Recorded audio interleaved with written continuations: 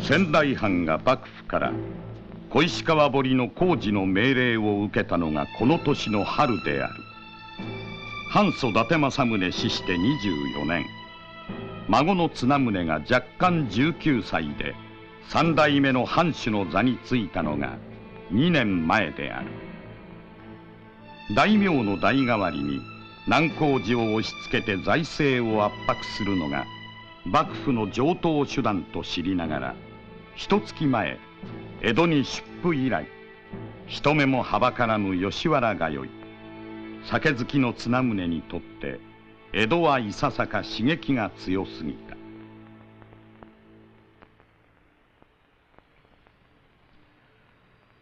腹でも切ればお目を覚ましてくれようかの。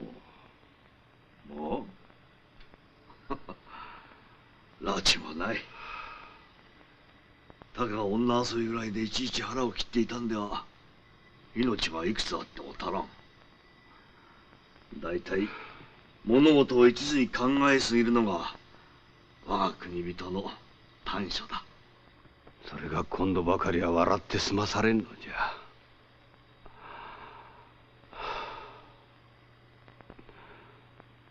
お主にだけは打ち明ける。聞いてくれ。人に言えん話なら聞かんでもよい。わしは一表情役。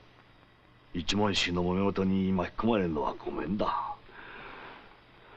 昨日将軍家そば衆の久世大和守殿の屋敷に呼ばれ、たかが女遊びでは済むまいぞ茂庭殿。陸奥守殿の不行跡については老中主座酒井歌守殿も痛く関心がおありの様子。関心がおありとはどういう意味でござりましょう。老中諸公の雑談ではあるが、伊達の62万石は大きすぎる。半分を一門に分割してはどうかと。とんでもない。ご老中がまことそのような。伊達家62万石の安泰を願うなら、陸奥守殿は藩主としては不適格。降りかかる火の粉を払うためには一日も早くご隠居願いを出されるのがよかろう。おかしな話があるものだ。一大名の運命が当人も家臣たちも全く知らぬところで左右されようとはな。そんな勝手なことが許されてよいのか。海殿、どうしたらいい。何とか言うてくれ。ひょっとするとこれは幕府の挑戦かもしれん。挑戦。幕府が我が藩を潰す気だというのか。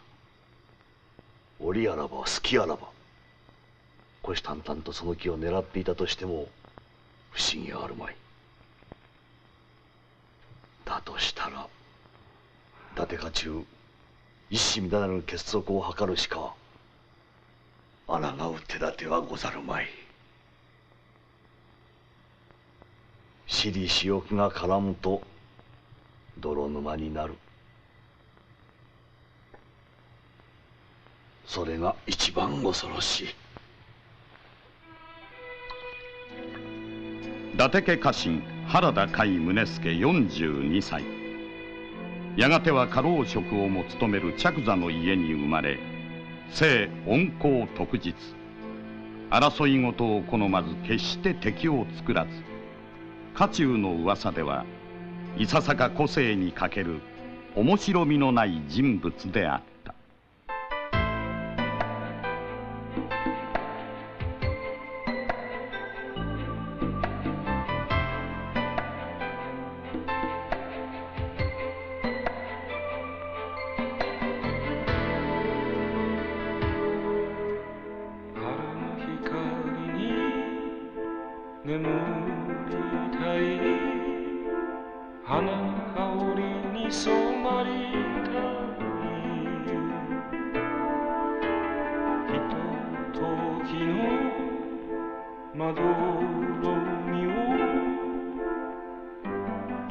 されるなら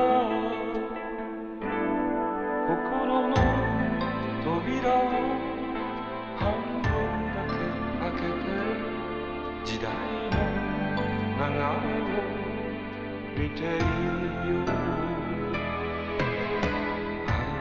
曖昧な花咲いている街の憂いを感じて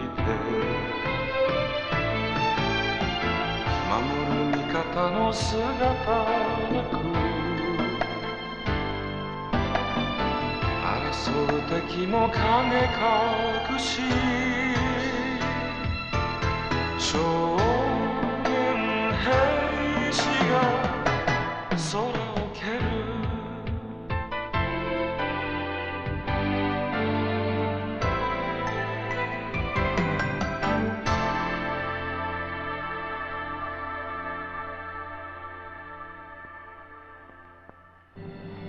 伊達家は加賀100万石、薩摩77万石に次ぐ大半で、現在の岩手、宮城、福島の3県にまたがる62万石の広大な領地は、一門一家一族着座と呼ばれる重臣たちが、それぞれ独立した領主として、強大な伊達家臣団を形成していた。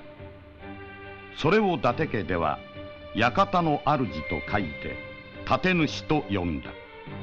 一門衆は表向き政治に口出しできず、家老職は着座の定石から選ばれるしきたりであった。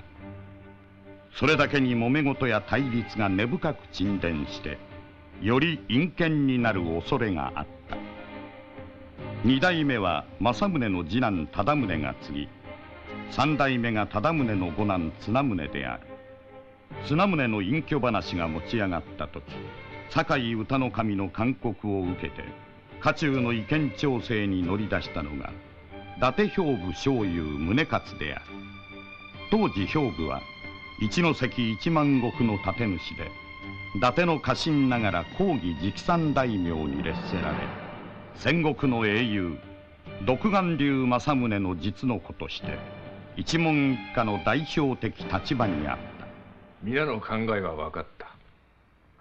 国元では綱宗殿の隠居に反対する向きもあるが、江戸から90里離れた道のくのことなれば、我らが焦りが伝わらぬのも無理はござるまい。意見がまとまらんのであれば、伊達明殿に尻尾を願ってはいかがですか。江戸の我らが同意書に連判して送ってやれば、国元もまとまろうて。それで伊達家の名誉が保たれるなら書きましょう。しかし殿には何とお伝えしたらよいものやら。それは海殿がよかろう。海殿は恩公特実、陸奥守の怒りを柳に風と受け流してくるよ。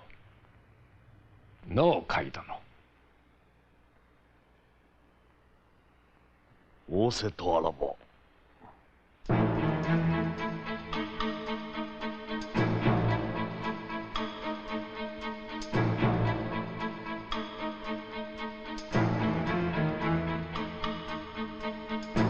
伊達兵部が伊達本家の直系だとすると、涌谷2万2600石の立主伊達焼宗重は政宗より3代前に血縁となった伊達分家の筆頭であり、拳然とした清廉潔白な人柄で藩士たちに人望があった。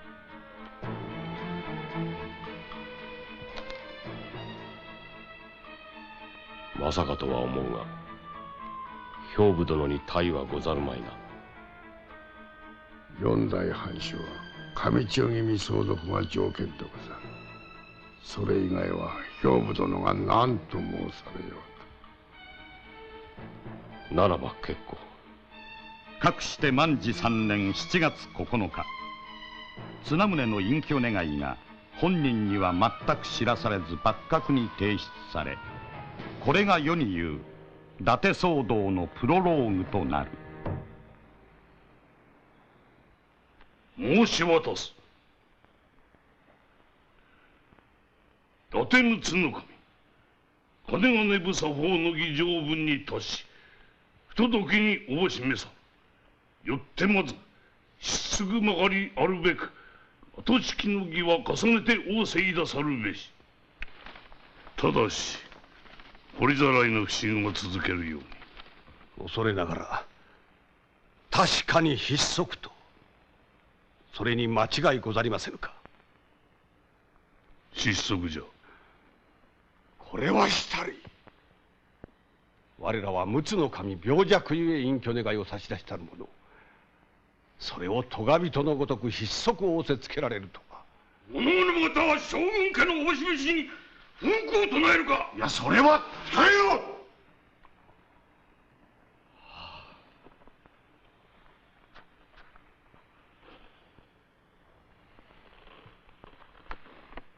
なお本日上司として伊達上屋敷へ太田摂津の神をつかまし、陸奥の神に失足を申し渡す。上司の介添として陸奥の神の後見立花飛騨の神伊達兵両名に命ずる。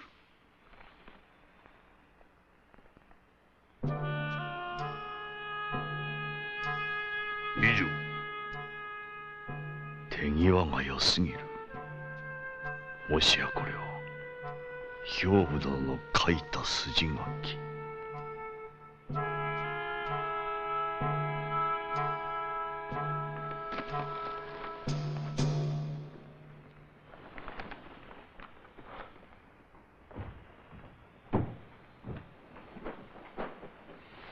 殿！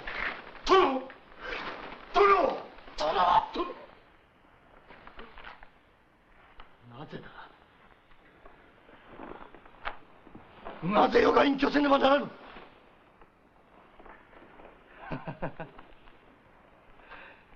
ざれ言じゃ。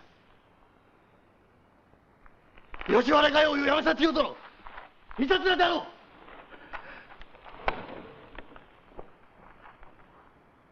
この年で隠居してたまるか。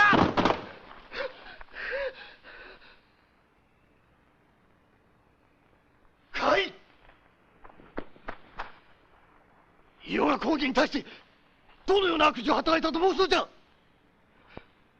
車遊びで筆足させられるなら300諸侯のほとんどが免れまい。なぜ余だけが隠居せねばならぬ。不都合ではないか。伊達家さえ安泰なればいずれの日にかまた南風の吹くこともござりましょう。それまでのご辛抱にござりまする。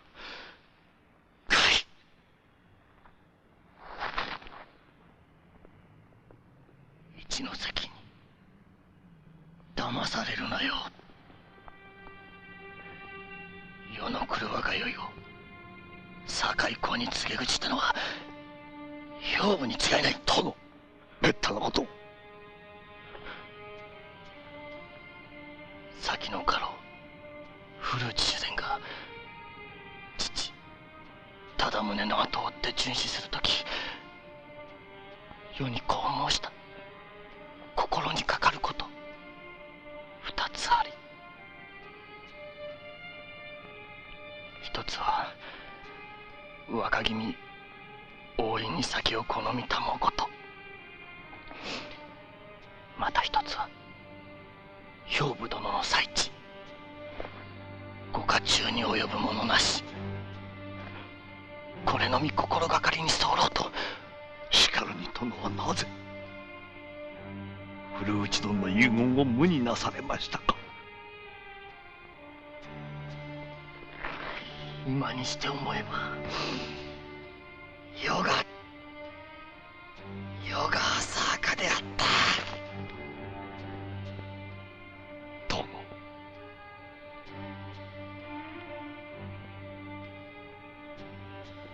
一の関に騙されるな。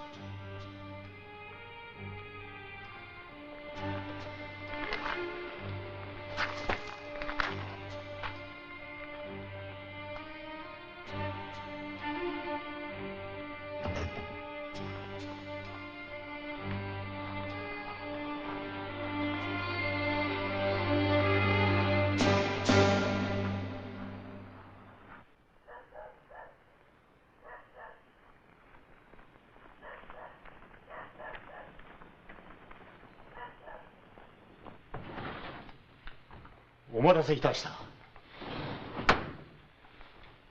このような夜分に何の用でござるかな。どうもうっかりしておりまして、明朝から新しい御門札になるので、ぜひとも今夜中に印鑑をいただかねばと気がつきまして。夜分をも顧みますず。多分そのようなことであろうと印鑑を持参したわ。これはご明察。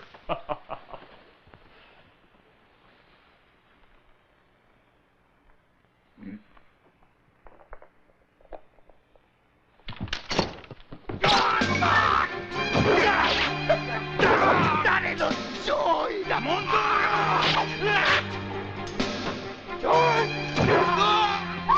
何やつ。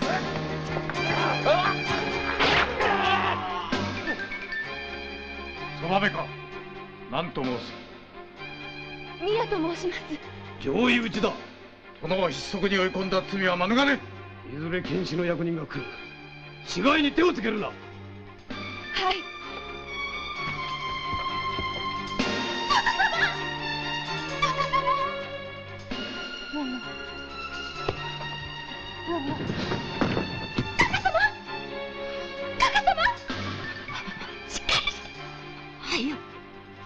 宮本又一殿にこのこと母上。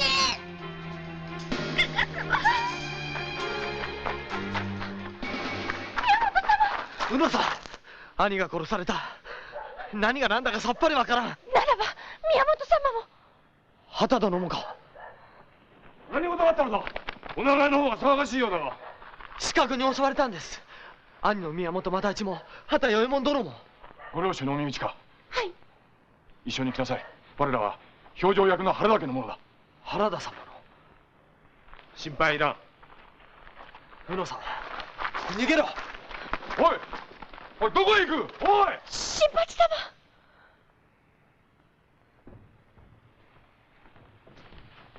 上位討ちだと。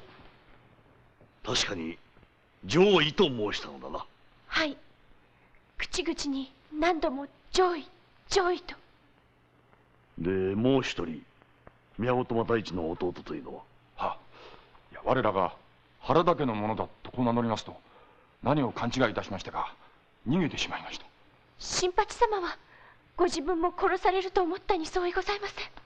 刺客が上位と言ったとあらば、原田の名を聞いて怯えるのも不思議はない。よし、事情がはっきりするまで我が家でかくもう。丹三郎、二人をそなたに預ける。母子に会館をよろしく頼むと申し上げてくれ。かしこまりました。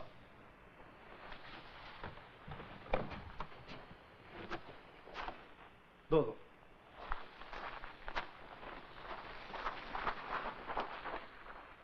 奇怪なことがあるものよ。綱宗公ご隠居の今、一体どなたの上位やら。ふつつか者でございますが、よろしくお願いいたします。ほんにしつけの行き届いたいい娘御ちゃん。丹三郎にもこのようなお方が来てくれたらのう。母上、このような時に宇野さんに失礼ですよ。親バカと笑うてください。屋敷へ戻る。ごめん。ご覧の通り我が家は母一人子一人、仲良うしましょうの。はい。御前、湯島殿がお見えになられました。そうか、一月ぶりじゃの。おはようございます。おお、近頃はメギツネも朝粥を食べに来るらしいな。コンコン。そら、尻尾が見えた。正体を表せ。ばあとは奥見殿にお任せいたします。ではよろしく。いいんですのよ、そんなにお気を使わなくとも。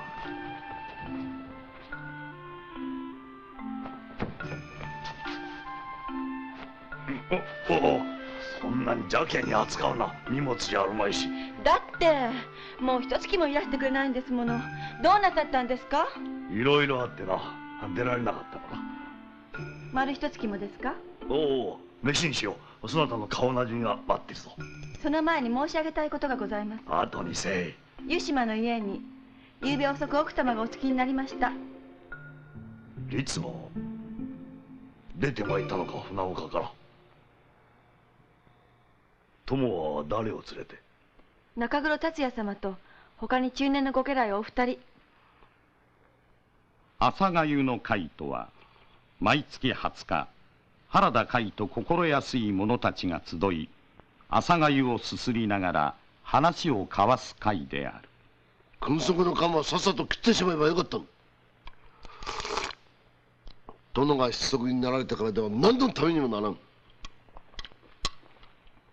それにしてもどうも腑に落ちんな。何が？この塩昆布は前ですな。大阪者です。お気に召したらお土産にお包みしましょうか。いやー、それはどうもありがたい。どうも妙な話だ。何がそんなに妙なんだ？どうも今度の話は初めから仕組まれていたに思えてならん。確かに殿は知らんの癖があったが、それを知っていながら誰が殿に酒を勧め蔵遊びを教えたのか。真実殿が吉原に通われたのはほんの一月余り。それもほとんどが酒を飲んで帰るだけなんです。しかもですよ、それが早くも10日目頃には老中の耳に入っていることになる。これは一体どういうことですか？おくみ、七十はまだ飲み足りんようだ。釈放してやれ。いや、もう結構。生き証人の坂本たちが切られたのでは確かめようがない。だから奴ら口を塞がれたのよ、上位の名のもとに。正義の死の天誅ではのうて証拠隠滅のための口封じだったと申そうか。だとしたら海殿、あなたはその黒幕をご存知ですね。やはり先が足りん。さあ酌だ。伊藤様、どうぞ。その手には乗りませんぞ。その人は誰です？原田さん。伊達家62万石の藩主に代わって上位を命ずることのできるお方は誰なんですか？分かった。もういい。その辺でやめおけ。ですがもう一つ。今あなたは何を考えておいてですか？ん？もう女のことだ。女？差し当たって突然国元から妻が出てきて弱っておる。お組には絡まれるしどうしたものかな。ま七十郎、お主の負けだ。海殿は決して本心を明かさぬお人よ。だから怖い。俺はその怖さに期待している。伊達62万石を守れんのはこの人だ。お迷惑な。正体を明かせば女の臨機に怯える小心な男よ。なんだ、怒ったのか？うん今のところ黒幕はお組殿らしい。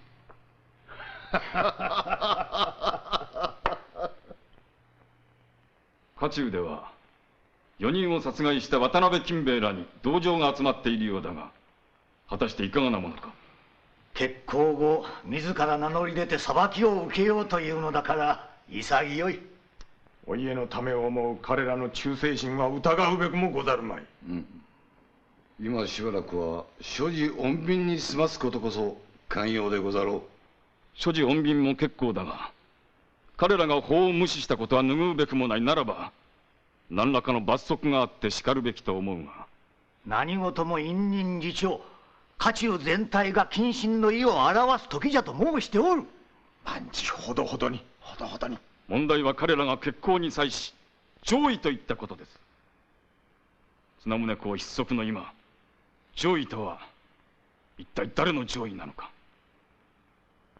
こんなことが許されるなら上位を持ち出しさえすれば伊誰を切っても良いことになる。それはへりくつだ。事の利益を図るのが表情役の務めではござらぬか。それをせぬなら表情役のと飾り物だ。飾り物とは無礼でござろう。下手に騒ぐとヤブヘビじゃ。ヤブヘビとは誰のことだ。貴公らはヤブヘビが怖くて所持穏便に事を済まそうというのか。黙れ。なんということ。お取り消しなさい。お邪魔してもよろしゅうござるかな。お、石崎様。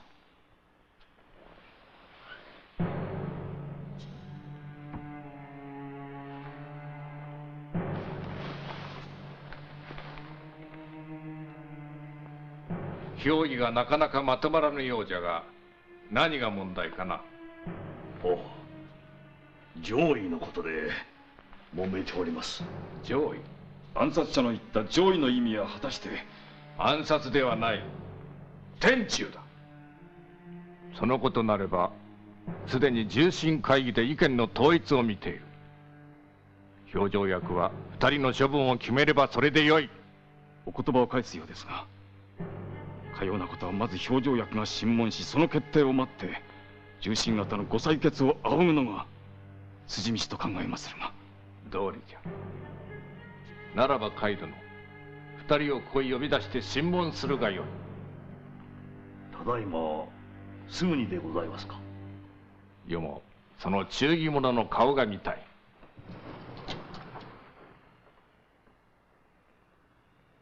どうなのだ両名。紛らわしい検討は許さん。はっきりと申せ。撃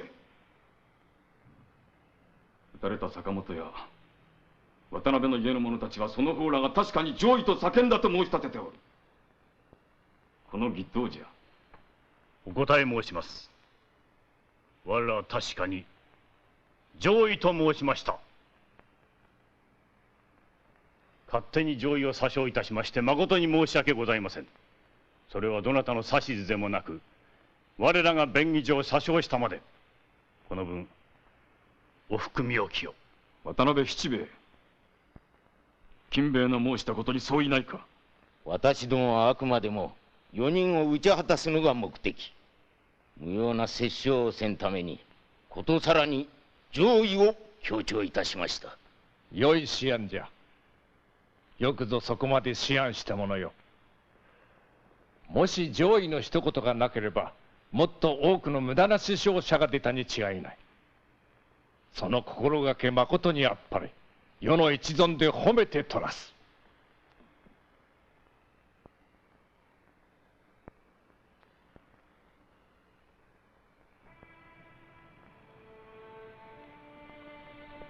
宇野は虎之助を出家させることに反対か。今は何も分からず、父母の敵を討つのだと申しておりますけれど、虎之助にそんなむごいことはさせたくありません。相手の方にだって私たちのような兄弟がいるかもしれないし。では同意してくれるのだな。虎之助には一番幸せな道かと思います。それはよかった。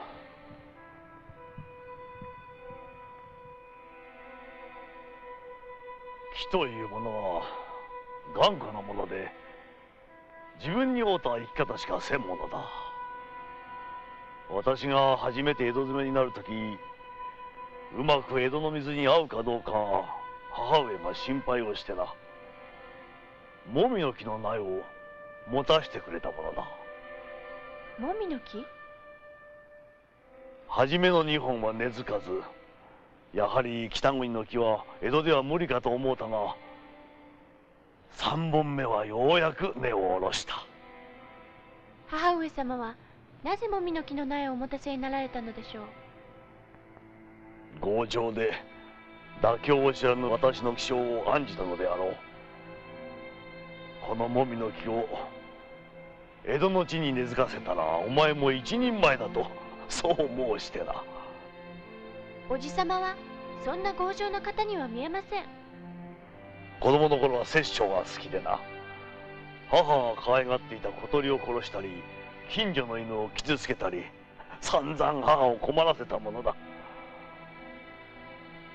私の体の中には遠い先祖の野獣のような血が流れているのかもしれん。そんな恐ろしいことを。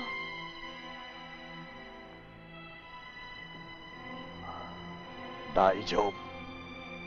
私はこのもみの木に負けぬ自信がある。そなたたちもの、どんな逆境にもめげず強く生きていくのだ。このもみの木のように。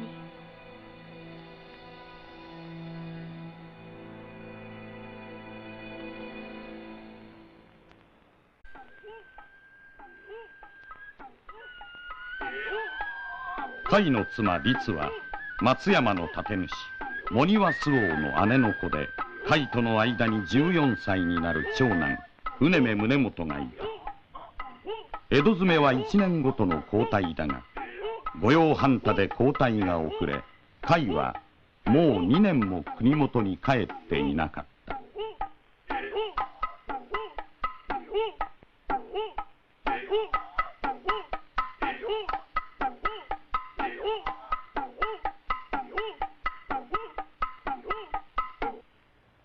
国元ではおかしな噂も乱れ飛んでいる。どのような？伊達62万石の分割。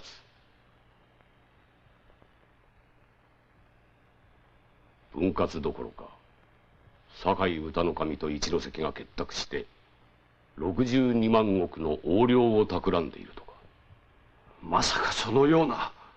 まずその一の矢として藩主綱宗殿の筆足。それはもう現実になった。次の矢は伊達家相続の問題。跡継ぎ次第では62万石を2つに分割。半分を一関の兵部に、10万石を白石の片倉小十郎に、残りは近々に分割。これはまた分割の割合まで決まっていようとは。得てしてこういうことはお膝元よりも国元の方が早いものよ。誰が流した噂かは存ぜぬが、それはあまりにも荒唐無稽。確かに我らも似たような噂を聞かぬでもありませんが、一関様に老中諸侯を動かそうとの力があろうとは。そうかな。一関が老中主座の堺公と親戚になったらどうだ。和奥屋様には何か思い当たる節でも。この度一関と堺家の間で婚約がまとまったそうな。兵部殿のご着手と婚約。それが手の込んだ話での。堺は大納言姉の皇子金数の息女を養女にして一関に嫁がせるというのだ。すると堺公は奥方の妹を養女にして。なぜそれほど手の込んだことをしてまで縁組せねばならん。それを思えば堺と一関の並々ならぬ野心のほどがうかがい知れよ。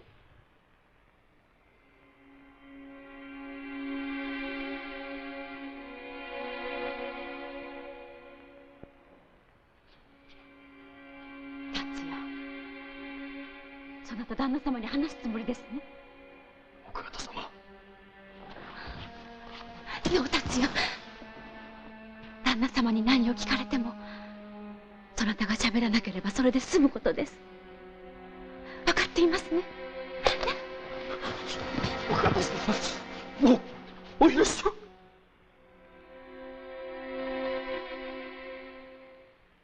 先方、伊達家より願い出の家督相続に関し、安倍文吾の神より公儀決定を申し伝え、謹んで聞くよう。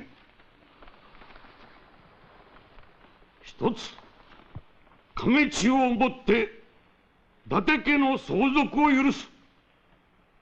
一つ、伊達兵部所有宗勝、田村右京宗義の両名を亀千代の後見とす。一つ、兵部右京の両名に数をおのおの本地とも3万石を与うること。なお田村右京は伊達兵部同様本日より直参大名に列す。以上。寛大なるご配慮、伊達家一党になり代わりまして厚くお礼申し上げます。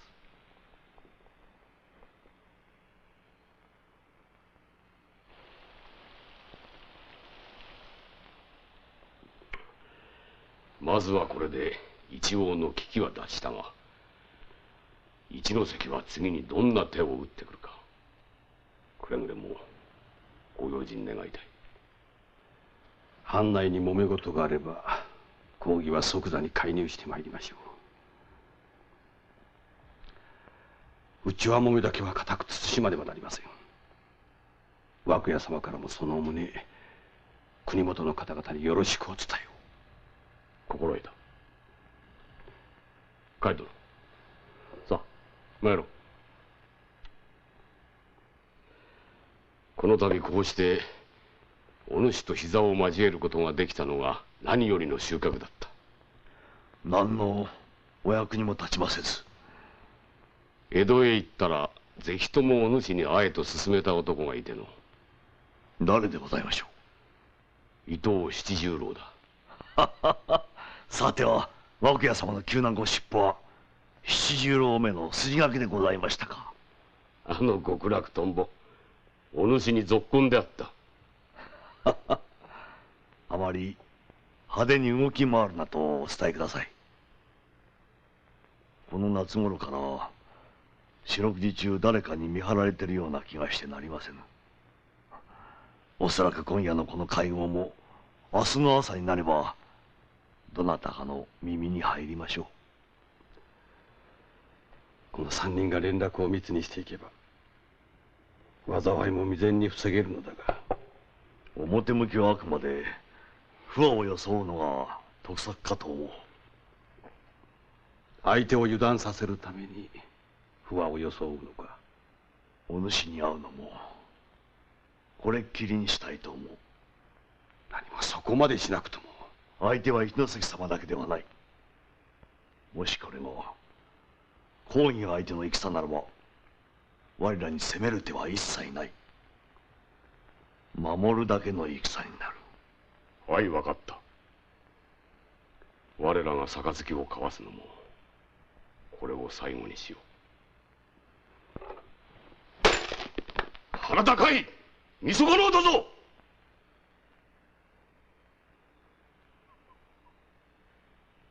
理不尽な。あなたは妻に一言も釈明させずに離縁するつもりですか。それはあんまりです。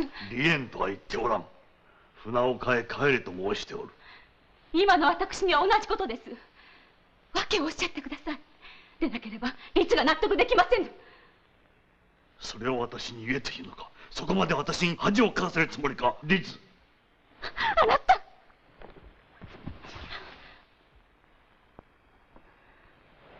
わかりました。それほどお疑いならもう船岡へは戻りません。松山の実家に帰ります。おそらくもうあなたとお会いすることもありますまい。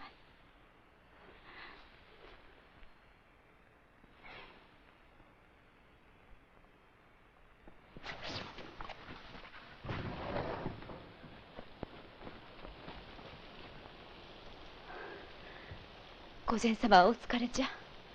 お茶など差し上げてください。はい。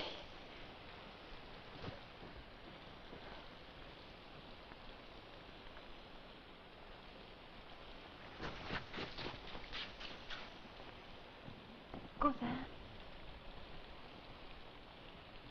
哀れなやつ。哀れを哀れとも知らずに嘘をつきおる。おくみ、奥を笑うてくれるなよ。御前、御前、御前。奥方様に罪はございません。中黒達也、進展は見つかまっております。達也、ごめん。達也、黒橋やめろ。お話しください。やめろ、達也。ごめん。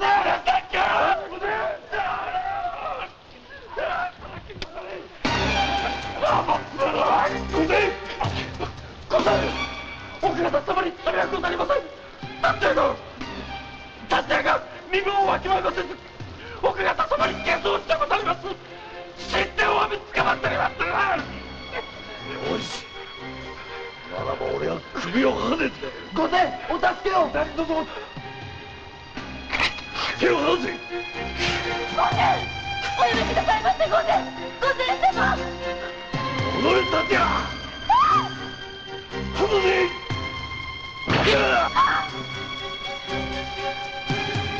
死骸を片付け。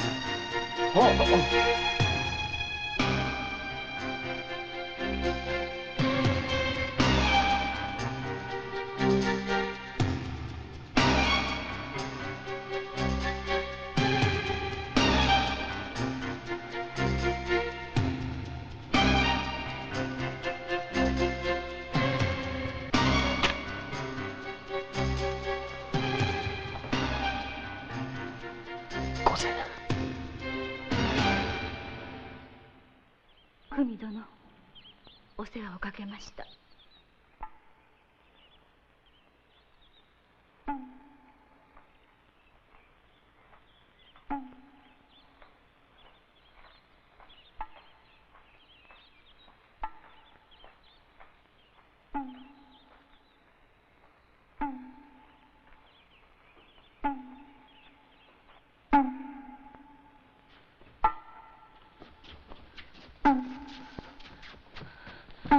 本当によろしいんですか？何もあんなひどい仕打ちなさらなくたって。出かけるぞ。ついてまいれ。ごめん。これはごぜん。いらっしゃいませ。正右衛門は。はい。奥へ。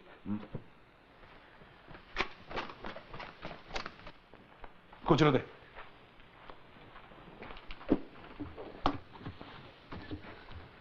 入れですよ。どうぞ。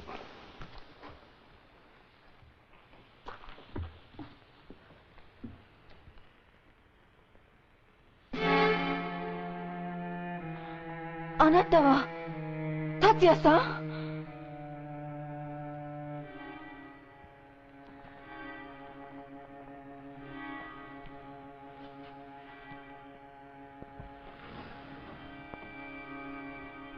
達也、そなたは一度死んだ。昨夜確かに私が首をはねた。そなたは昨夜死んだのだ。私の言う意味がわかるな。申し訳ございません。泣くな。達也、そなたの命を私にくれ。御前、達也は何でもいたします。何なりとお申し付けください。中黒達也はもうこの世にはいない。これまで生きた20数年の一切を捨てて全く別人に生まれ変わるのだ。あるいは死よりも辛いことをそなたに強いるかもしれん。国のためでも藩のためでもないこの腹高い一人のために犬死にを強いるかもしれんぞ。それでもよいか。一度死んだ人間に怖いものも辛いこともございません。承知してくれるか？御前のお役に立ちますことなら。秘密は守れるな。死人に口なし。よし。ただいまから私の幼名原田小四郎をもじって黒田源四郎と名を変えよう。黒田源四郎。そなたは私の分身。たとえ離れ離れにあろうとも、ついの住処は一つ石の下。食え一緒。はい。バカです。二人ともバカですよ。そんな約束をして一体何をすべきなんですか。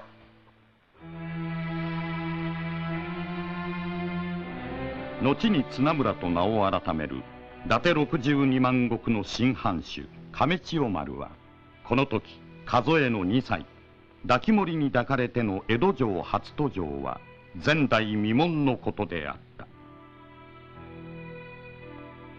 亀千代丸の生母は三沢初である。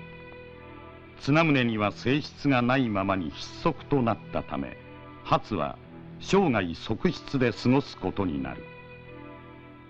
歌舞伎の仙台萩で有名な正岡は三沢初と亀千代好きの老女鳥羽がモデルだと言われている。亀千代は無事大役を果たせましょうか。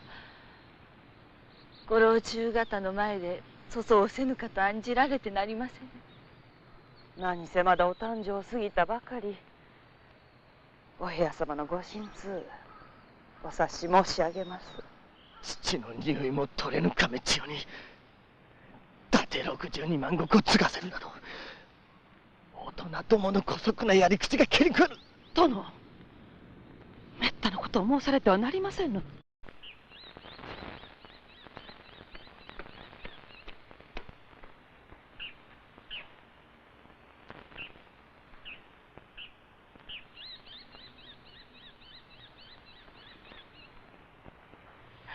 ほら、虎之助見てごらん。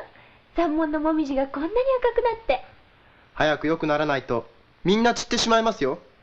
もっとたくさん拾ってきて。絵を描くんだ。ダメよ、段三郎殿に甘えちゃ。いいですよ。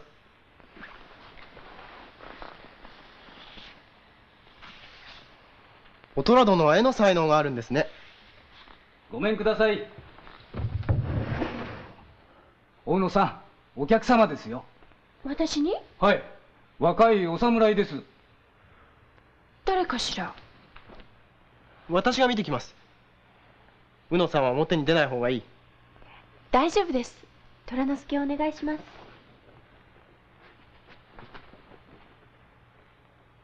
若い侍？宇野さん。新八さん。早くここに。急いでください。宇野さん。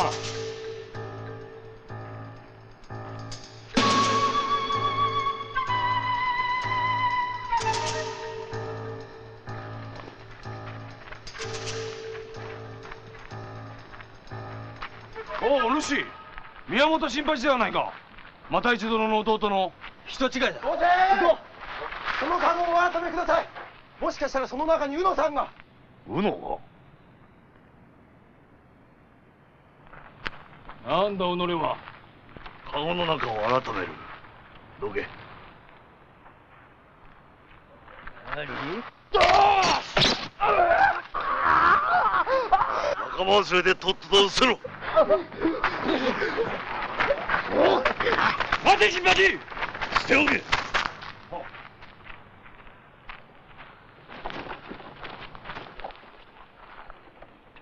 宇野。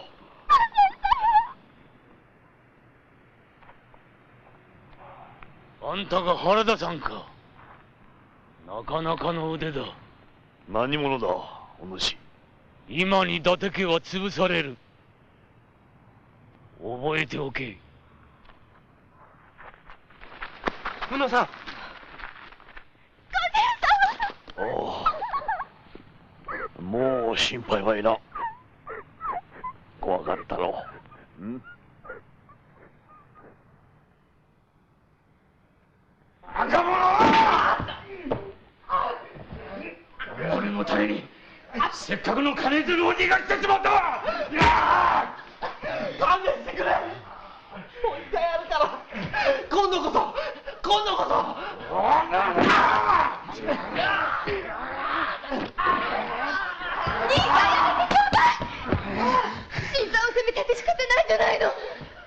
の娘を一ノ関に売りつければ高く売れたんだ。俺がこの間抜けが顔を見られよって。どかんか。どけ。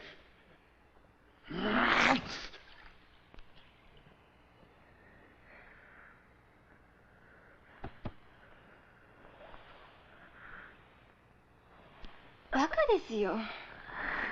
そんな仕事引き受けなきゃいいのに。あなたはれっきとした伊達様のご家来なんですよ。柿崎殿がまさか金儲けのために宇野さんを。俺はあの兄弟が人質になってると言うから助けてやりたかったんだ。兄さんに騙されたのね。かわいそうな人。俺はもう伊達家には戻れん。許してやって。兄は焦ってるの。本当は金儲けよりも仕官が夢なの。あんたはいつもどうして兄上の言いなりなんですか。渡辺さんのそばめになったり、今またどっかのお寺のかよいだいこく軽蔑なさる？誰の一生でもない。あんたの一生だ。足軽とはいえ、元は芸州広島福島家の家臣で、お家が改易にさえならなかったら、兄だって自慢の武芸でそこそこの出世も望めたのに、あれですっかり私たちの人生は狂ってしまって。嵐はいつも突然吹くんだ。私の兄上だって関心なんかじゃない。あるお方に殿様をお慰めするように言われ、その相手をしただけだ。それなのにいつの間にか君側の官にされ、挙句の果てに暗殺されるなんて。渡辺様もあるお方からお殿様を吉原へお誘いするように言われたと。それじゃやっぱり兄上たちは口封じのために殺されたのか。その恐ろしいお方の名をご存知？教えてあげましょうか。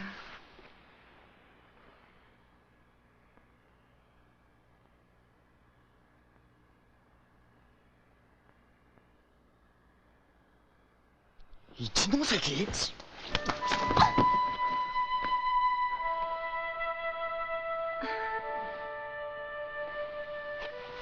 ねえ新さん、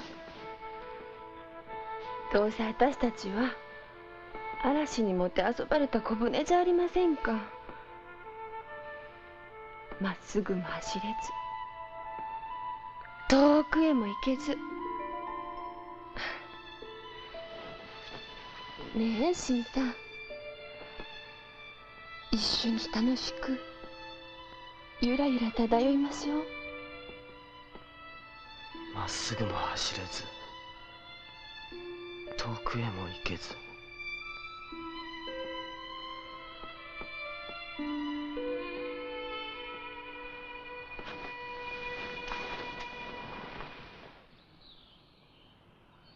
亀千代君相続のお礼言状も済んだ。これでようやく船岡に帰れる。お国へお帰りになるのですか？しばらくそなたたちでも会いぬえ、今日はお別れに来たのだ。さようでございますか。おじ様はお国へ。そんな心細い顔をするな。そなたたちのことは住職の玄薩殿によくよく頼んでおいた。何も案ずることはない。あまり突然でしたので。すまんすまん。お礼言状は思いのほか早く済んだのでな。雪が降りぬうちに急遽帰ることにしたのだ。2年も帰らんと国の山々が無性に懐かしい。蔵王の山にはな、懐かしい友も待っているのだ。どんな友かうのにはわかるまい。蔵王のお山に？そうだ、首白という大きな鹿だ。おじさまによく懐いているのですか？懐くどころか、私を見ると角を振り立てて向かってくる。もう10年も戦っているのだが、すばしっかくてなかなか打ち取れん。いわば宿敵だ。何かと思えば狩りのお話ですか？蔵王の山を駆け回っていると生きている気がする。江戸の私は偽物だ。首白と戦っている時だけが本来の自分に戻れるのだ。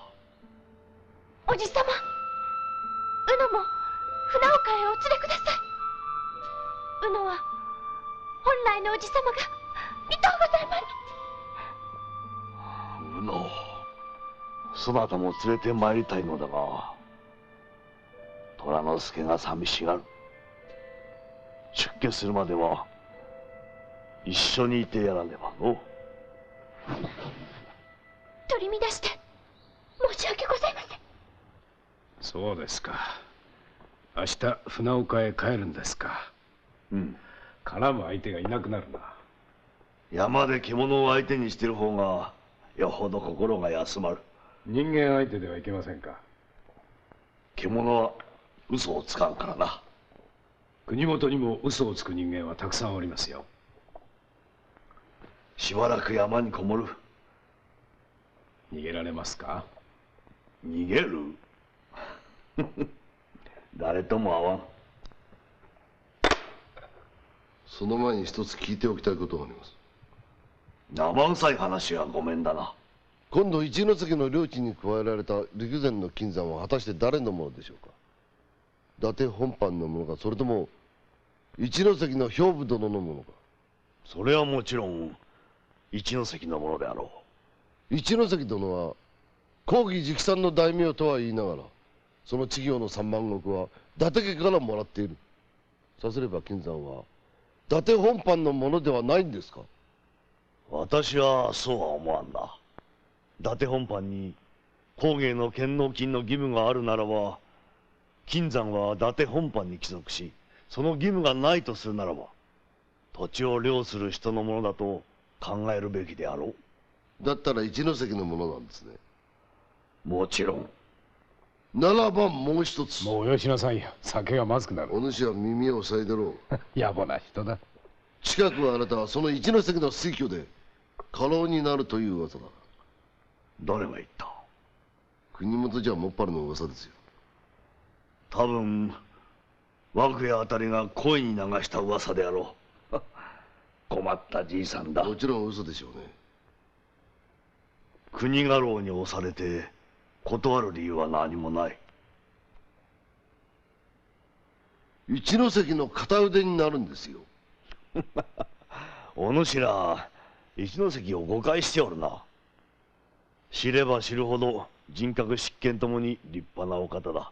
さすがに政子のお子だけあって、その器量大なること和久屋のじいさんの非ではない。海殿、あなた本気でそのようなことを？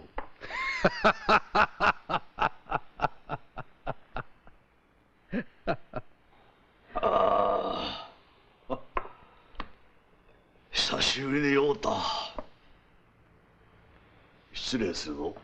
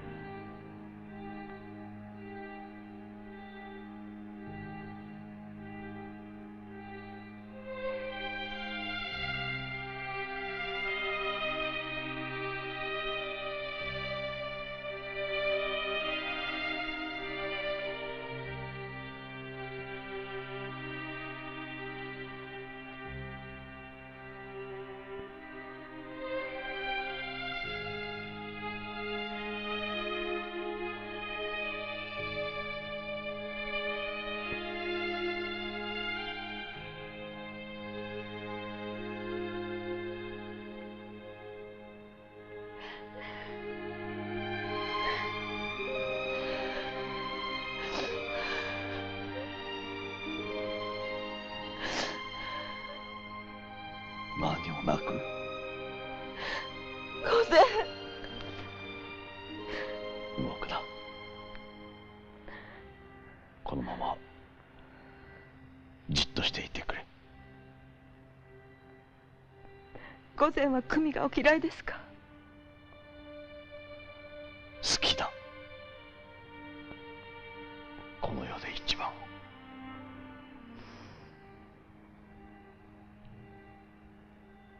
ではなぜ？一度火がついたらこらえ性のない自分の性が恐ろしい。私はな、こらえ性のない男なんだ。きっとそなたを不幸にする。構いません。御前のためだったら。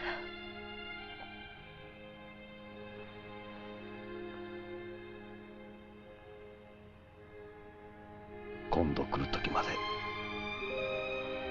待ってくれ。本当に帰ってらっしゃるの？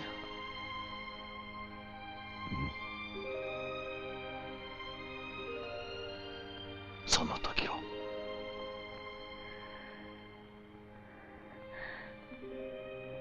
その時は。もういい。何も言うな。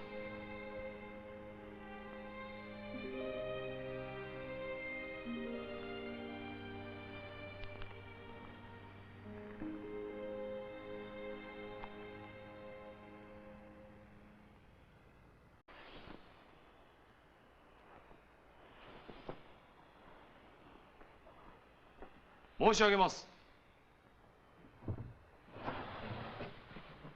ただいま御前にお会いしたいと申されるお方がお見えに。名前は？それが名乗りもせずに主に取り次げとの一点張りで。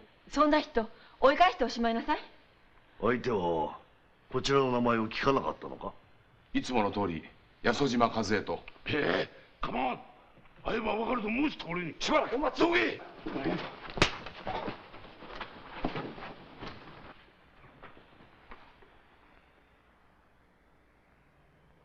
西国老八十島和恵とはその方か？お手前は馬屋橋。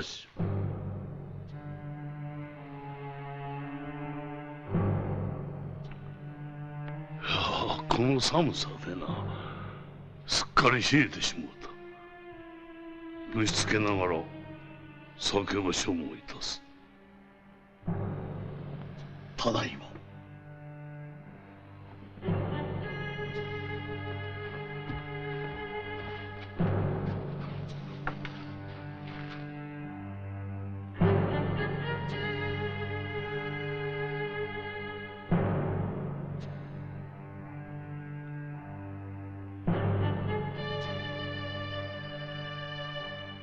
何をしに来たのだ。老中筆頭堺歌の神ともあろう者が友も連れずに馬で乗りつけるとはわからん。魂胆がわからん。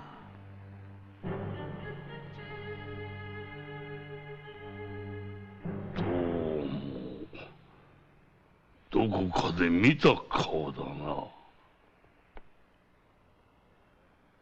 馬屋橋様には初のお目文字にござりまする。浪人風情が今をときめく馬屋橋様のお目に留まるはずもござりませぬ。まあよい。近づきの印に杯を取らす。せっかくながら手前は酒が飲めませぬ。そう申すな。これも何かの縁じゃ。さあ。お許しを。この堺の杯を受けられんと申すか？恐れ多うござりまする。どうあっても飲めぬと申すか？ご勘弁を。死に者！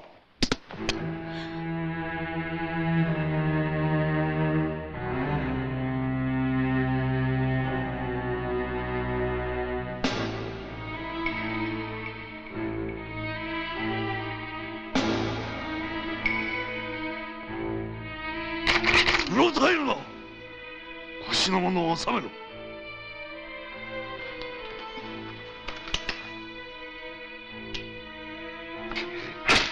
若い者め、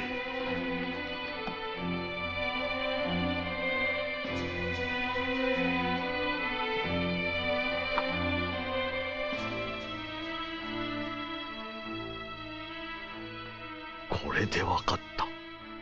はっきりと分かった。豚の亀は私に公然と挑戦をしてきた。敵は一ノ関ではない、公儀だ。伊達62万石、潰せるものなら潰してみろ。命に代えても守り通してみせる。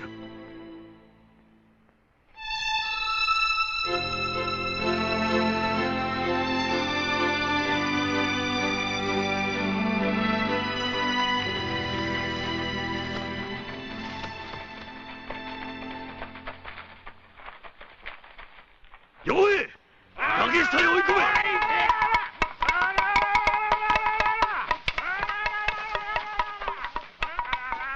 され、行ったぞ。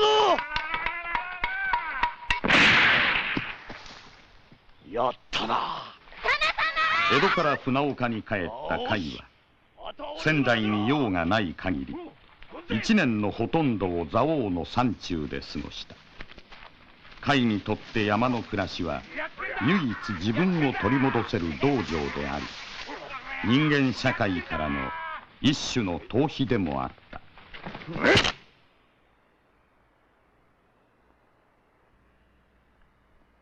あの子に山暮らしを勧めたのは私でした。四十男の宗助をあの子呼ばわりをしたら笑われましょうが、母親にとってはいくつになっても我が子は我が子ですからね。慶月院様にお会いしてると甲斐殿ばかりか私まで何やら悪さをして叱られてるような気分になる。慶月院様は怖い母上での若い頃はよく甲斐殿と一緒に叱られたものじゃ。おばば様にお伺いしてもよろしいでしょうか。何でも聞きなさい。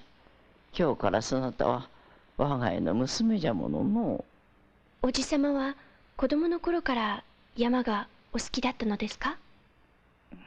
何の好きなものか。私に叱られて泣く泣く山へ行かされたのです。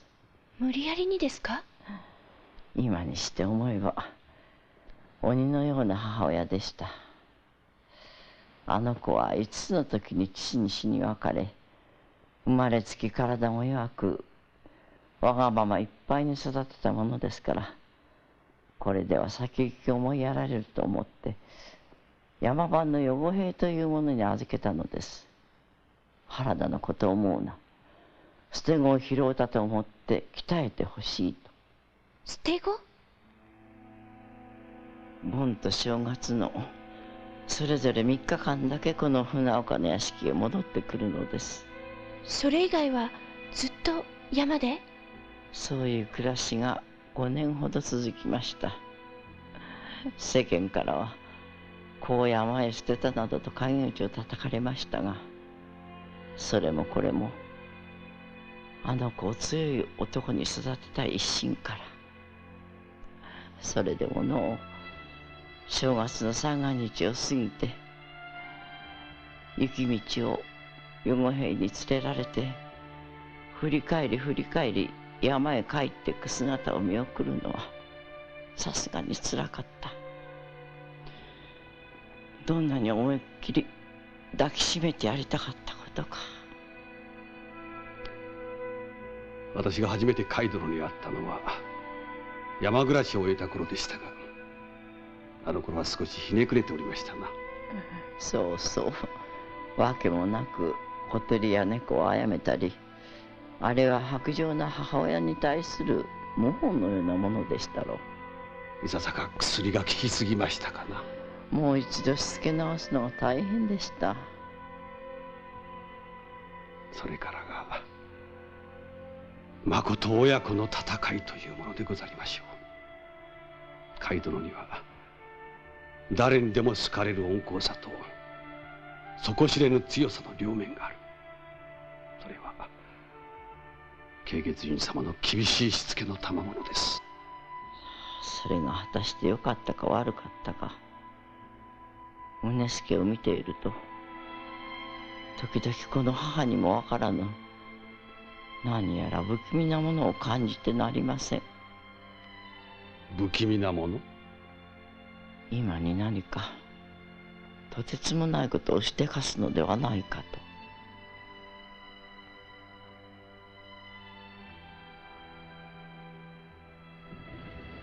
ごめんくださいませ。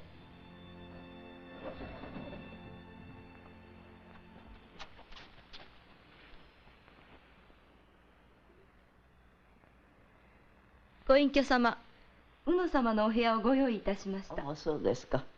宇野さん、困ったことがあったら何でもこの小鈴に相談してんの？はい。よろしくお願いいたします。それではご案内を。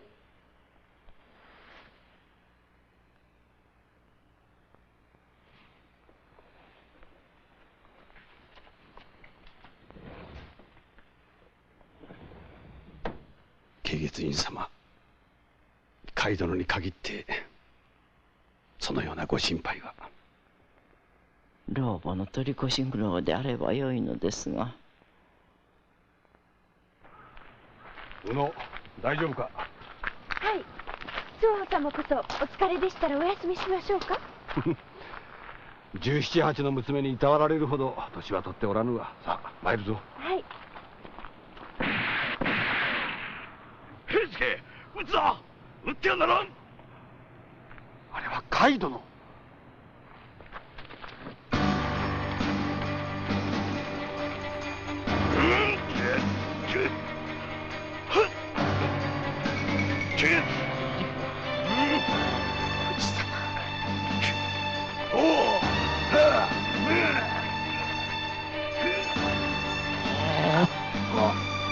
池鳥は無理だ！人乗りだ！やっつけるだ！トルさんだ！やっつけねえとやられるんだ！人乗りだ！やっつけるだ！誰も手を出さ！見ては！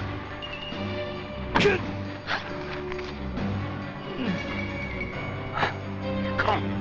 すまね胸やられてるだ！私が初めて首次郎を見たのは12の頃だった。あの時から首次郎は蔵王の主だった。堂々と辺りを平芸して歩く様は死んだ父上に思えた。あれを倒したら一人前の男だと陽平は私にそう言った。よし、いつかは首次郎を倒してやる。そう思って30年も経ってしまった。ようやく私は一人前だな。長かったない。もう小四郎様じゃねえ。宗助様じゃ。首次郎は年を取っていたが父のように大きく力強かった。今にして思えばあれは母が私に与えてくれた父親だったのかもしれん。その母子が心配しておられた。そんなお主が不気味だと。不気味？今にとてつもないことをしでかすのではないかと。親とはそうしたものよ。厳格な親であればあるほど今に期待を裏切るのではないかと不安に思うのだ。母子だけではない。私もお主が不安でならぬ。お主、何しに来たのだ？宇野に来いとは言ったがお主を呼んだ覚えはないぞ。それは私がお願いしたのです。帰れ。帰ってくれ。いつぞやの約束を忘れたのか？すまぬが少しだけ海殿と二人だけにしてくれぬか。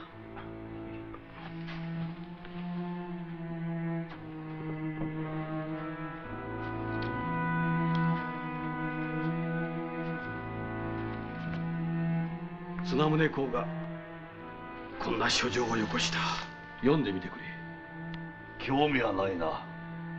隠居したお方の書状など。綱宗公の希望は三つだ。無実を幕府に訴えること、隠居の身とはいえせめて気軽に自由に外を出歩くこと、側室の三沢発女を正室として披露すること、この三つだ。気の毒には思うが、もうそんな揉め事に巻き込まれるのはつくづく嫌になった。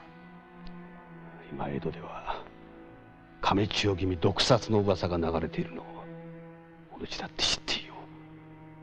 それでもお主はいつ来てもいい蔵王は。山を見ていると人間が実にちっぽけに見える。お主もたまには山を見たらどうだ。二人でまた蔵王を見ることができればよいがの。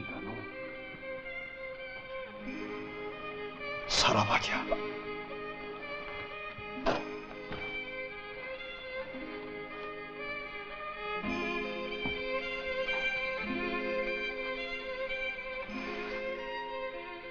慶月院様に心配かけるなよ。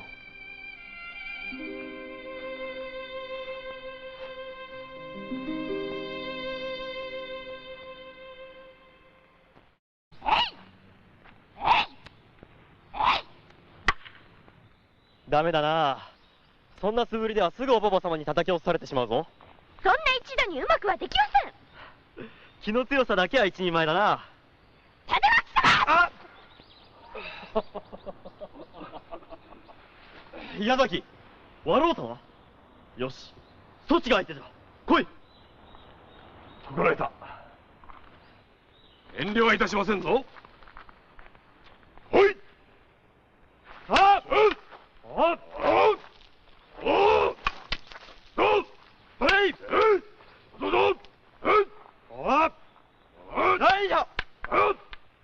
周防殿は何のご用でした？律を離縁したことで文句を言いに来たのです。道理のわかる男だと思っておりましたが、身内のことになるとわからなくなるようです。あの一族との付き合いはもうごめんです。この頃江戸の行き帰りに我が家を訪れる人がめっきり少のうなった。は？今度は周防殿とも仲違いか。寂しいことじゃ。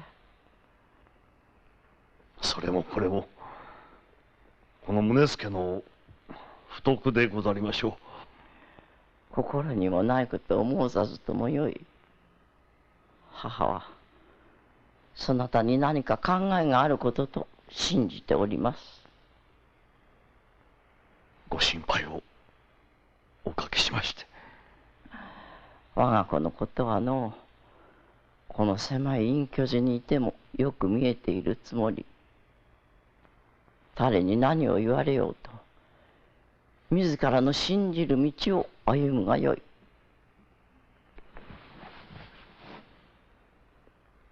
母上、親不孝をいたすかもしれません。大元を見失ければ母は許します。母上、そなたを大きく育ててくれた首白にお経を捧げねばのう。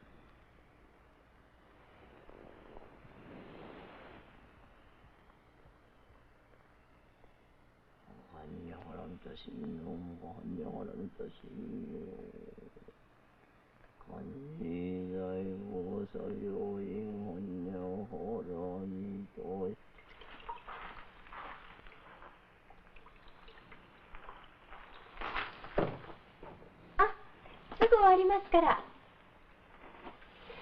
立脇様は楽しいお方ですね。坊やがそのまま大きくなったみたい。宇野殿。はい、お待ちどうさま。宇野殿、私は明日早く船岡を離れます。え？私はあなたが好きだ。身分が違うことはよく分かっています。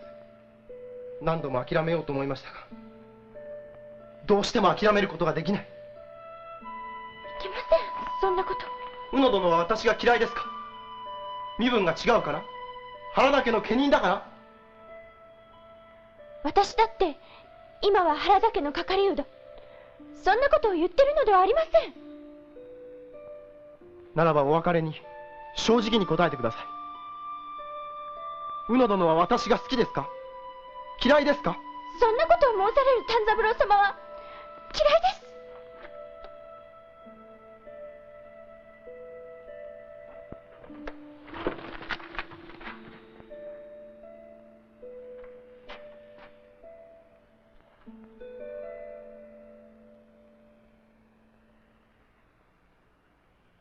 亀千代君の鬼役になりたいだと？正気か丹三郎。そなたは鬼役が何をする役目なのか知っているのか？亀千代君のお毒味役です。江戸にいるとき、亀千代君の鬼役のなり手がなくて困っていると聞きました。出し抜けになぜそのようなことを？母子も知ってのことなのか？伊達家の直臣に出世すれば母も喜んでくれましょう。原田の家人では不足と申すのか？出世がしとうございます。何があったんだ丹三郎。そなたの口からそのような望みをついぞ聞いたことがなかったが、何かの機会にしかるべきお役に推挙しようと思っていた。それをこともあろうに鬼役などとバカな考えを起こすな。宇野はそなたを頼りにしているのがわからんのか？宇野殿にはもう心に思う人が。誰だ？御前です。バカな。宇野はな、私に父親の面影を見ているだけだ。そなたはそんなことで鬼役になりたいというのか？そのようなことで鬼役になりたいのではございません。私は中黒達也殿が羨ましい。御前のために命がけの仕事に励んでおられることを知っております。私も御前のために自分の命をお役に立てたいのです。私の願い、どうかお聞き届けください。そなたは十分私の役に立っている。余計な考えは迷惑だ。御前、丹三郎のわがままお許しください。丹三郎、バカめが。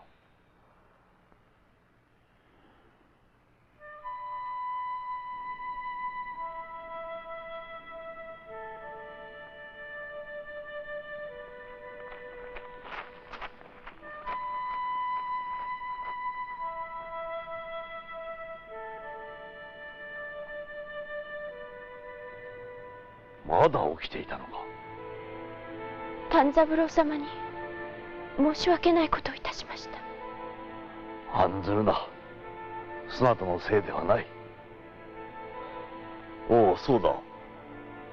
いつかはそなたをさらおうとした宮本新八はどうしているかな？さあ、どこでどうしておられますやら。丹三郎を見ていると妙に新八と重なって見えて仕方がない。悪い人たちに利用されていなければよいのですけれど。お家が乱れると若者の夢までねじ曲がる。このままで良いわけがない。このままで。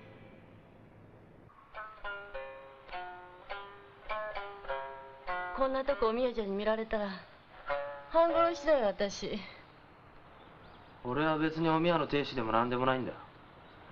何をしようと誰と寝ようと俺の勝手だ。冷たいんだね、新さんって。あんなにおみえちゃん夢中になってるのにさ。俺にはおみやという女が全くわからん。いくら兄のためとはいえ平気で体を売るやつだ。江戸詰藩士のそばめにお寺の通い大黒。今度はまた兄のゆすりの種を拾いに老中主座の堺の下屋敷の腰元奉公。自分の意志というものが全くない。もっとも俺はその紐だから何をか言わんやだ。女は体じゃないんだよ、心だよ。どうだかな。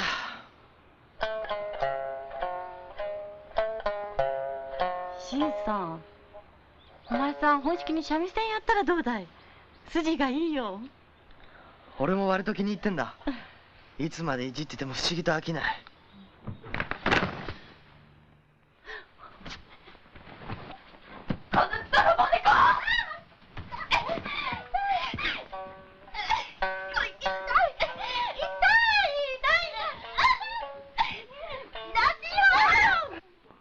甲斐が一関の伊達兵部の推挙で家老に就任して江戸に出てきたのはその翌年の秋であった。もうよい。甲斐と話がしたい。お方のお顔下がれ。ごぼうも遠慮してくれ。いろいろと噂は耳に入ってもそれを確かめる術もなく、殿も気を病んでおられます。お部屋様に申し上げまする。俺に言え。お部屋様に申し上げます。手前がこちらに伺えば噂になり、伺わねばまたそれが噂になります。もしこの会をいささかなりとも頼みにおぼしめさば、噂や風聞にはお耳をお貸しになられませぬよう。どんな風聞にも耳を貸さず、老臣どもを信じて黙っていようとか。御意。袴木の式で金千代毒殺の企みがあると聞くぞ。事実無根にござりまする。確かにそうと言い切れるのだな。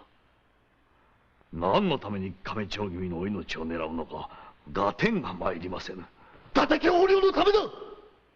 考えられませぬ。殿には直系の兄君お二人もご健在。ましてただいまは鶴千代君をおわしまする。伊達家を横領するためにはこれらの方々を全て毒殺せねばなりません。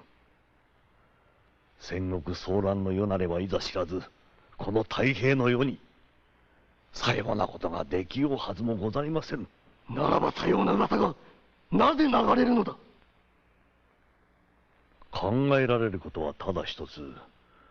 何人かが家中に疑心暗鬼を生ぜしめ、あわよくば騒動を引き起こさんと。一ノ関だな。それがいけませぬ。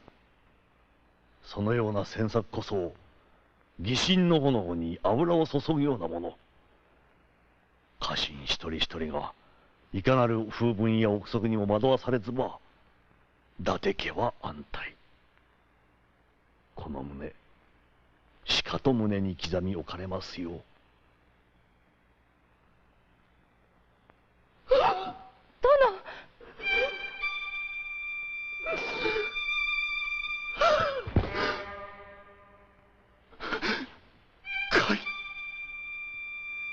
嫌なことはもうよい。亀千代頼む。綱宗様、願わくば日々お心安らかに。分かっておる。分かっておる。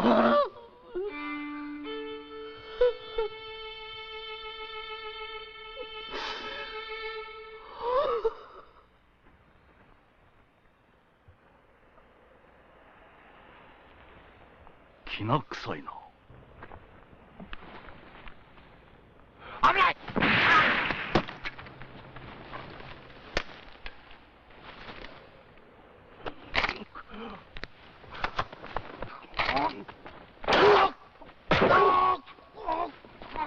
他にまだいるな。出てこい、出てこい。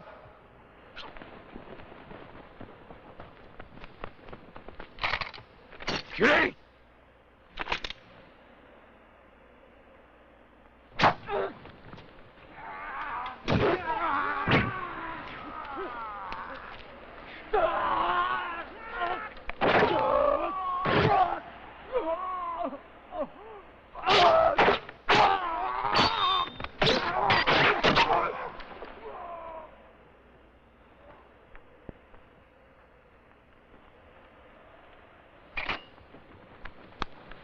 ヒューマン、しっかりせい。ヒューマン、御前にお詫びをしなければなりません。いいよな。よう守ってくれた。礼を申す。前は言うなと申すに。これで片付けおりました。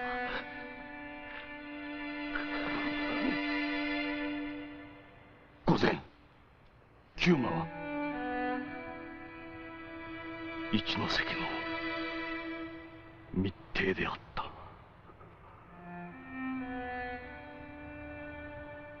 ずっと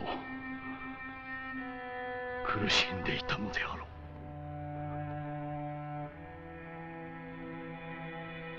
いいやつだった。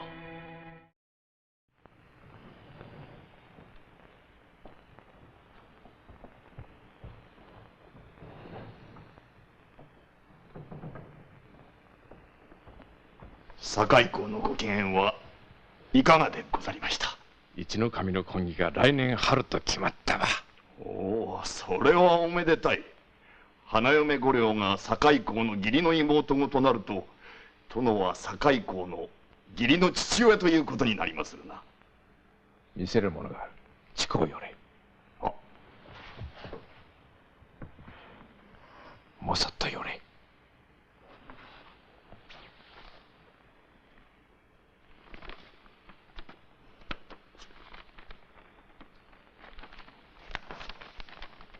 いや、堺公の直筆だ。これは30万石分与の書文。それでは伊達家の半分を殿が。同文の聖書を2通こうと俺が連書して取り交わした。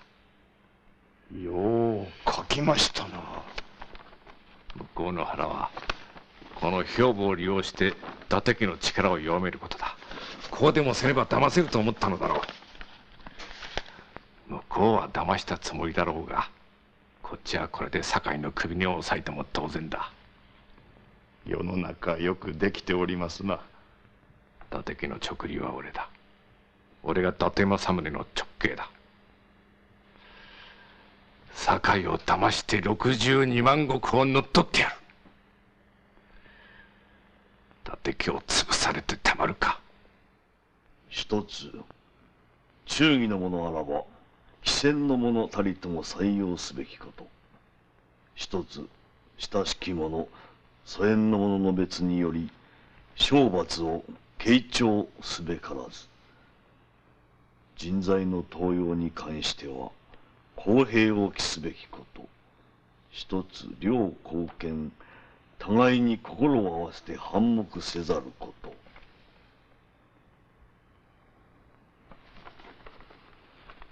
これがそれほど大事なのかな。兄はそう信じている。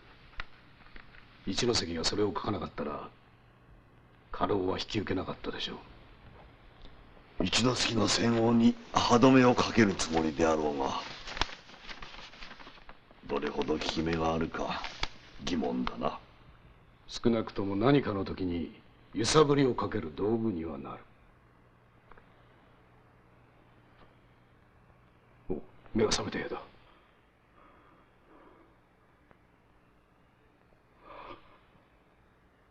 カイ殿、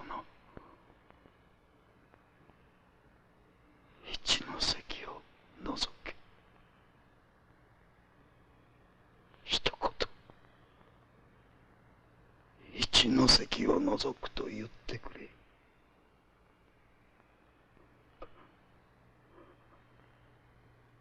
海殿。原田さん、兄は寿命を悟っています。何とか言ってやってくださいよ。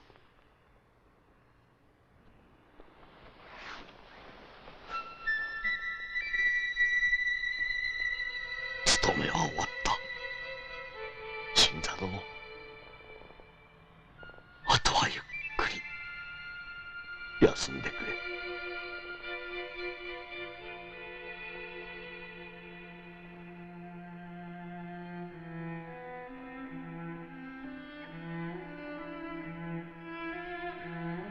聞こえん。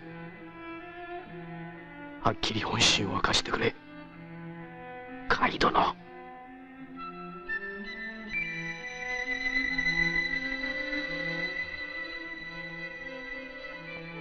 もう一度。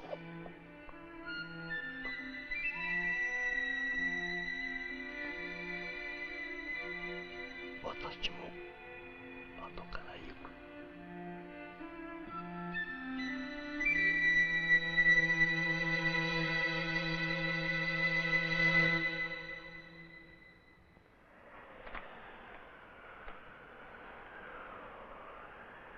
自ら志願して鬼役となった塩沢丹三郎は今亀千代毒殺の噂に怯えていた。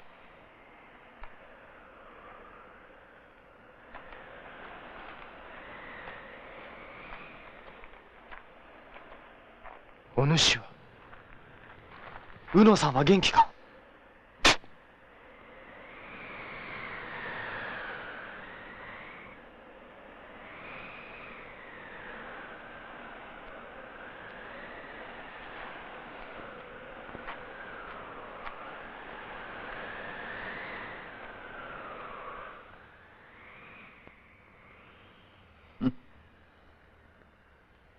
めっきり白髪が増えた。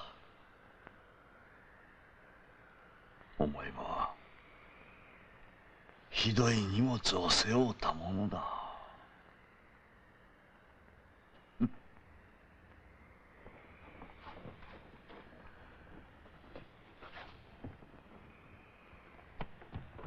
お召し替えを。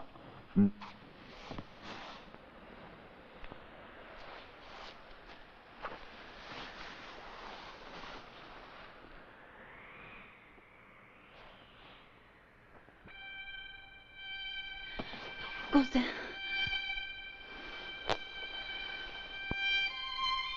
風が荒れると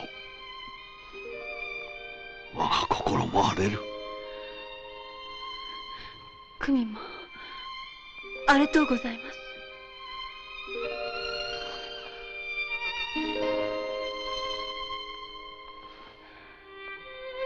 この夜をお待ちいたしておりました。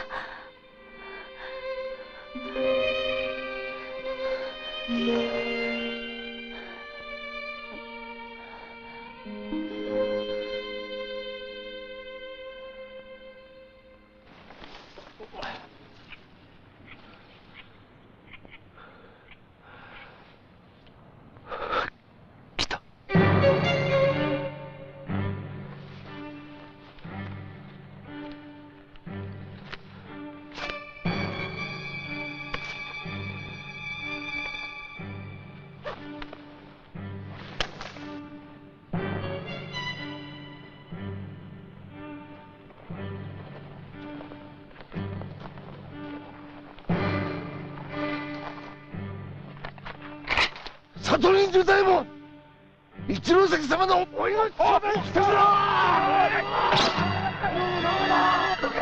勝負覚悟。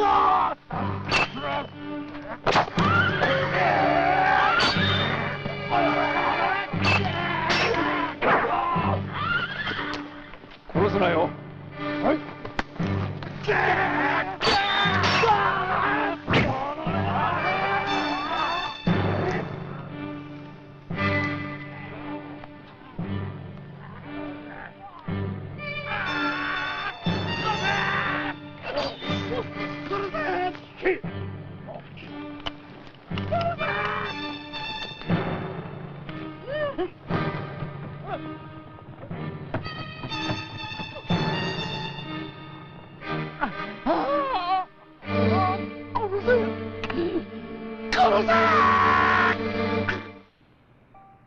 俺はあの風の晩の原田家の侍の侮蔑の眼差しを忘れることができない。あの目はこの世で一番汚いものを見るような目だった。そんな奴に何がわかるもんですか。奈落の底に引きずり込まれるような寂しさや悲しさが。あいつも何かに怯えてた。俺の顔に唾を吐きかけたあいつの顔も悲しく歪んでた。人はみんな何かの悲しみを抱えて生きてるんだな。もうよそうよ、そんな悲しい話。おみや、俺本式に三味線やってみようと思うんだ。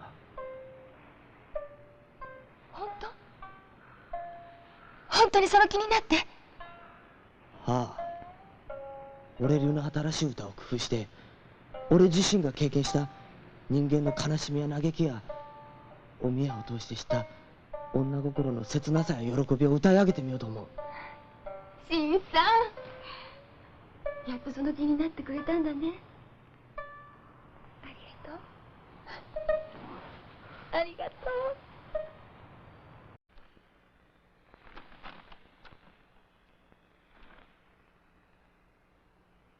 これはとんでもないものを。お役に立ちまするか。立つも立たんも伊達家の半分を一関に分け与えるという堺公の所門だ。でかしたの達也。これさえあれば一関が何を企もうと阻止することができる。お役に立てて嬉しゅうございます。そなたは堺家の者に怪しまれてはおるまいな。その心配はありません。番頭閣の太田弥平というお方に目をかけられ、近く勘定方に抜擢され上屋敷に移ることになりました。そうか、上屋敷へな。はあ、黒田源四郎、これにておいとまつかまつります。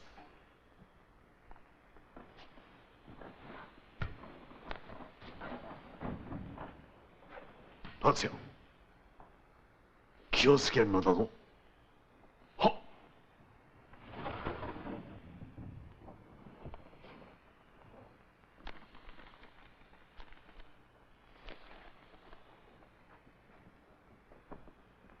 御前、どうした？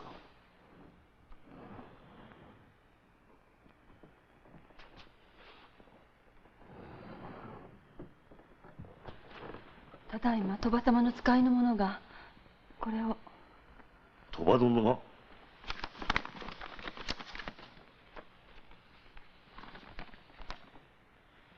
今宵亀千代見御前の者に毒あり。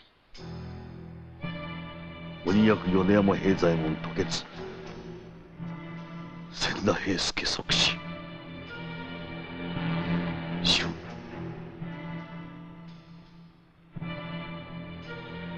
丹三郎。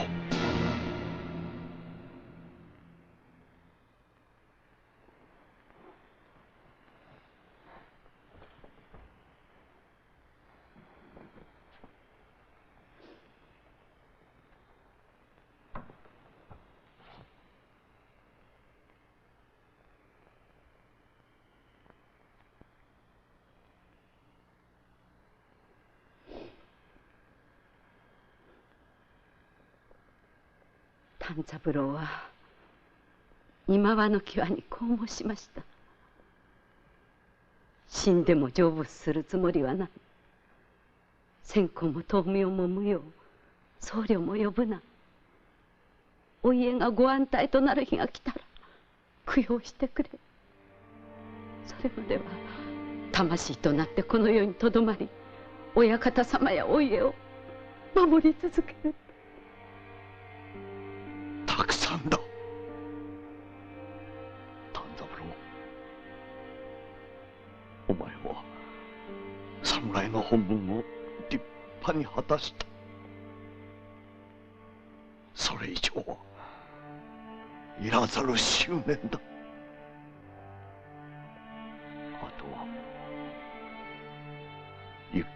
休んでくれ。丹三郎。それでよし。今の地で執念も流れ出た。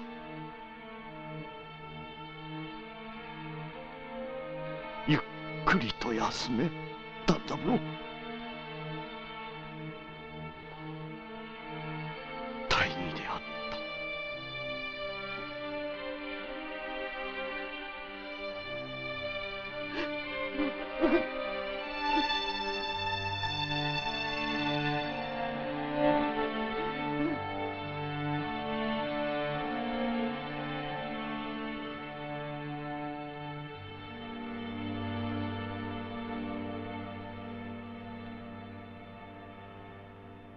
なんじゃこのような夜更けに。明日という日もあろうに。鬼役が3人毒死したとか。それが事実ならば世間に漏れぬように直ちに手配せねばならんと思い、夜分にも関わりませず参上いたしました。待てかい。鬼役毒死は事実だ。亀千代殿の命を狙う不忠者が伊達家にいるということは紛れもない事実だ。これは断じて究明せねばならん。いや、またしても伊達家に内紛があるごとき印象をご公儀に与えましては、亀千代君様の女に傷がつきましょう。不忠者は断固処罰すべしだ。このようなことが二度とないように。ご本心でござりまするか。何？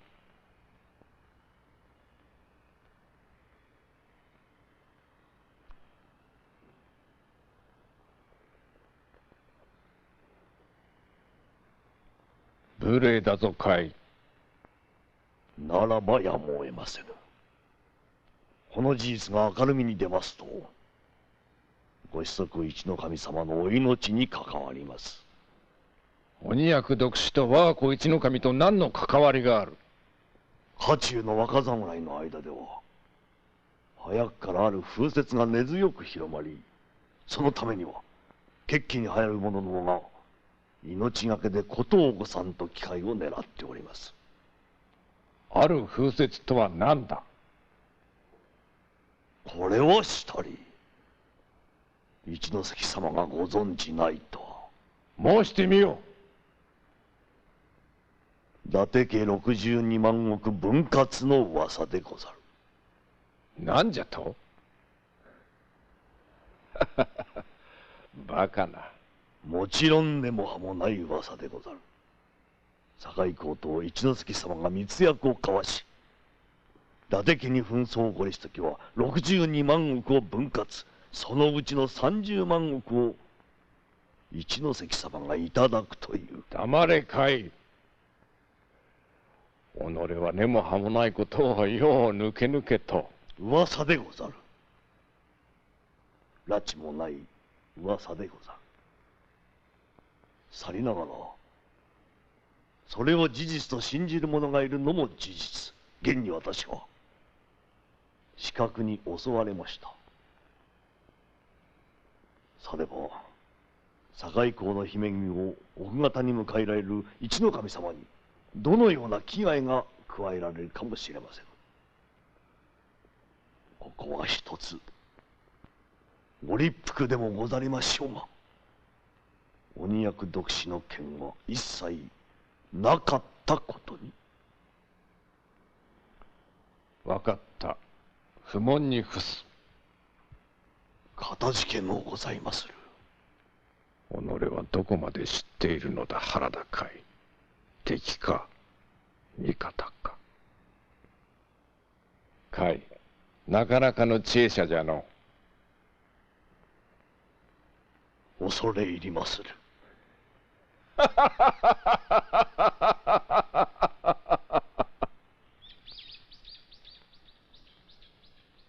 そうか。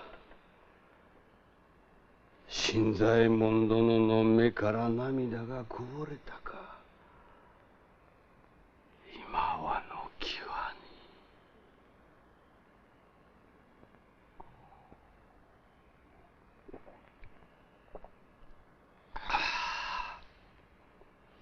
であろう。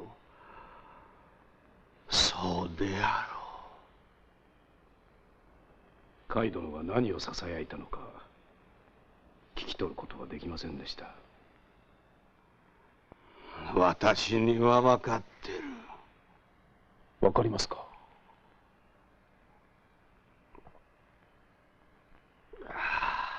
分かるさ。なんと？私も後から行く。甲斐殿はそう言ったのだ。さあどうですかね。鬼役毒死事件もろくに究明せず闇から闇へ葬ってしまった人です。あれは明らかに一ノ関の陰謀だ。それをあの人は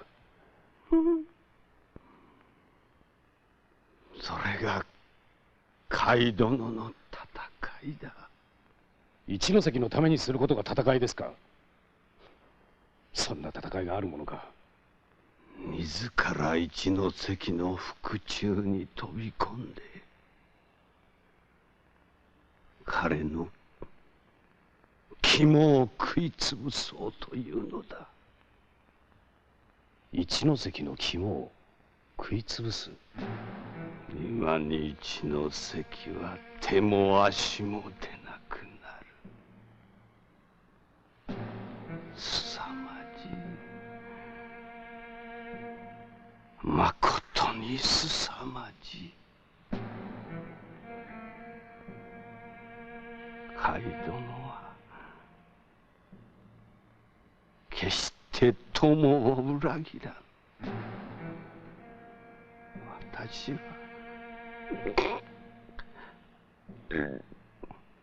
そう信じて。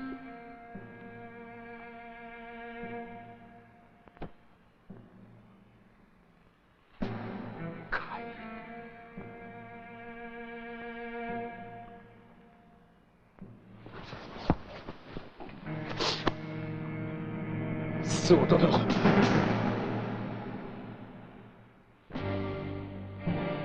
その翌年の春、仙台で意外な事件が持ち上がった。幕府国目付享応の席で国目付から杯をもらう順番で手違いが起きたのである。新左衛門の死後、伊藤家を継いだ伊藤畝目は本来なら第三の席次であるにもかかわらず甲斐の息子原田帯刀の次に回され末席に押しやられたのがその発端であった。これを畝目の後見人伊藤七十郎が一族の恥とばかりに激怒、国家老の柴田劇に厳重抗議を申し込み、事態は紛糾した。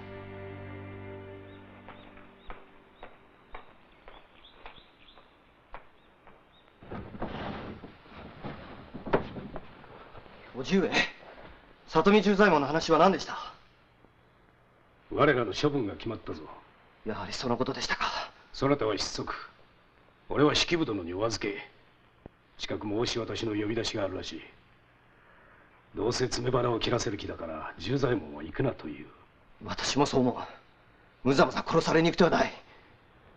宗部、俺は決心したぞ。一ノ関を切る。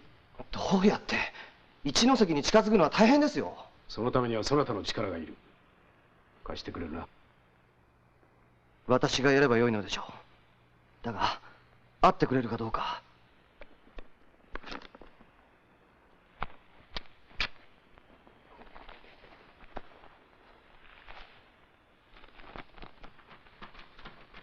これを見ろ。兄上が家老になるとき一ノ関に書かせた証文だ。奴はしきりにこれを欲しがっていた。これを返すと言えば一ノ関は必ず会うはずだ。それで叔父上は？幸い一ノ関の家の者は俺の顔を知らん。そなたの家人としてついていく。人払いを言われたら？その時は仕方がない。そなた一人でやれ。騒ぎを聞いたらすぐに駆けつける。武運が尽きたらそれまでその場で腹を切ろう。わかりました。これは伊藤家のためではない。伊達家のためだぞ。はい。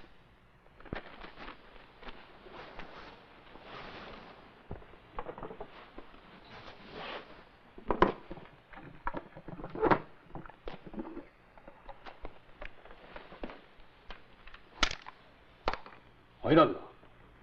抜いたら入りませんか。刃にこの証文を巻きつけて。気が利くな、うねべ。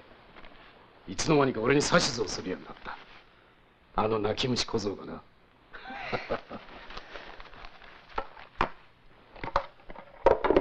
よし。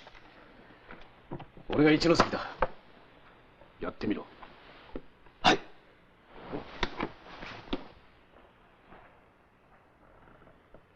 うねべ殿か。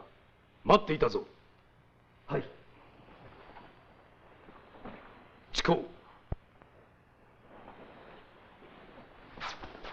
近すぎる。もっと間合いを取れ。はい。この辺りでいいですか。うん。早速だが、例のものを見せてもらおうか。はい。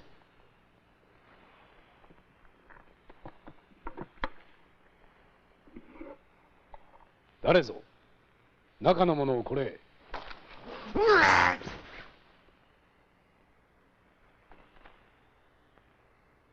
うねめ、見事だ。お父上、ごめん。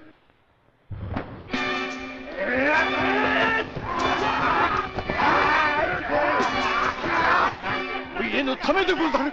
ご容赦を。己ら一ノ関にそそらかされたな、クソ。無礼者、下がれ下がれ。訳を言え、訳を。主を裏切るにはそれ相応の訳があろう。ひらりひらり、それもこれも伊藤家の御ため。縄を打て。このおバカ者め、貴様らは選択を誤ったぞ。伊達家62万石のためには伊藤家など問題ではなかったのだ。貴様ら必ず後悔するぞ、この大バカ者め。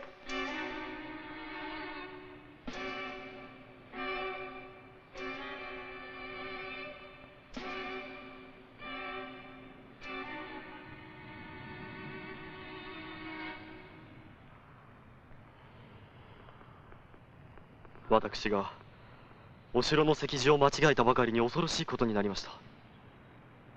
七十郎殿は一ノ関様暗殺の咎で打ち首、うねめ殿は寺井家にお預け。そればかりか、七十郎殿の実家は手手子の宗久殿と兄の善右衛門殿は切腹、母子は死罪。残る子供たちはことごとく流罪やら仙台十里四方放逐、家財は結晶。一体これほどの重罰を科す理由がどこにありましょうか。兄の一血からとても崩れるのたとえ、それを恐れていたのだ。あまりに無謀すぎます。七十郎に自重をしてくれるよう正右衛門を使いにやったのだが、あっしが小野行った時にはもう手遅れでござんした。せめて半日早くついていたらって悔しくてたまりませんや。それもこれも七十郎という男が背負うた定めだと諦めるしかあるまいが、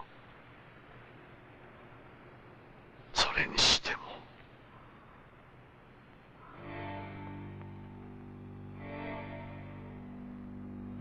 断食34日にしてこれを記す。後の世聞く者関ぜざらんことあるべからず、少しも憂い悲しみはなきものなり。めでたく賢伊藤七十郎。よーく見てろよ。俺が仰向けに倒れたら永久に魂魄がこの世にとどまって城の周りを飛び交っていると思え。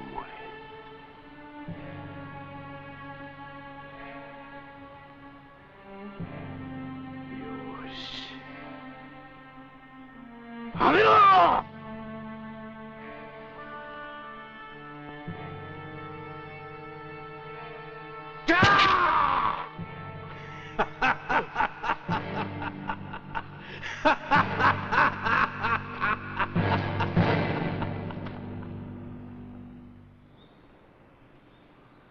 七十郎は七十郎らしく死んだ。何事にも満足しない男だが、自分の死に様だけは満足しただろう。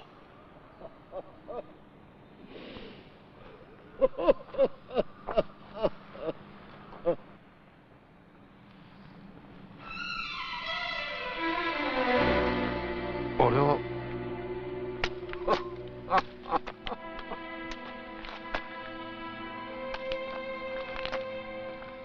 大監督は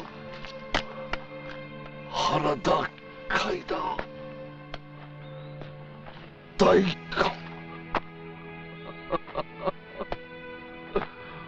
俺も七十郎も騙された。大監督は原田。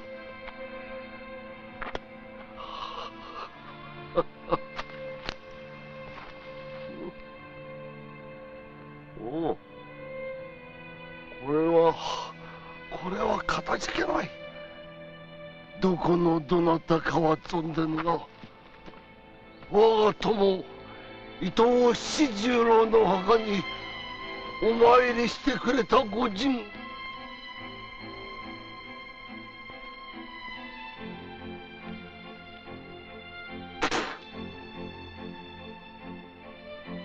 お礼に七十郎の衣装をそらんじてお聞かせいたぞ。断食34日にしてこれを記す。後の世聞く者風ざらんことあるべからず、少しも霊悲しみは亡き者なり、めでたく賢伊藤七十郎。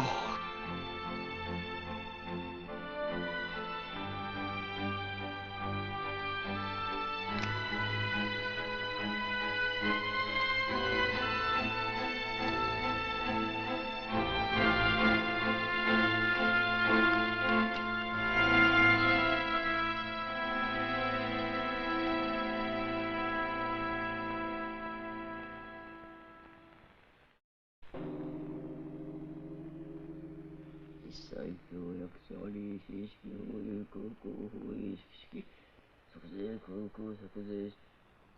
どなたじゃ？宗助にございます。お入りなさい。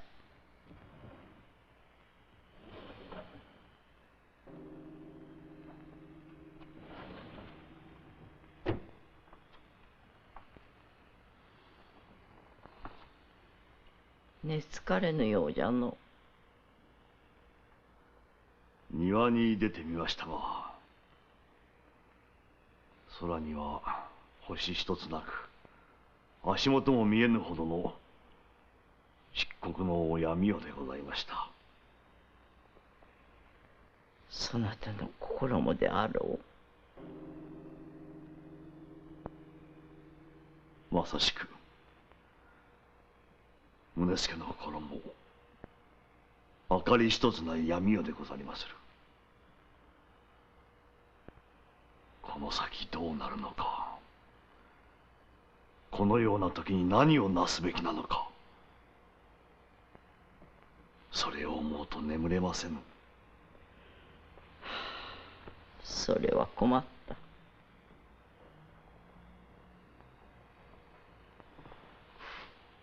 母上、お教えくだされ。宗助は何をなすべきか。却下証拠。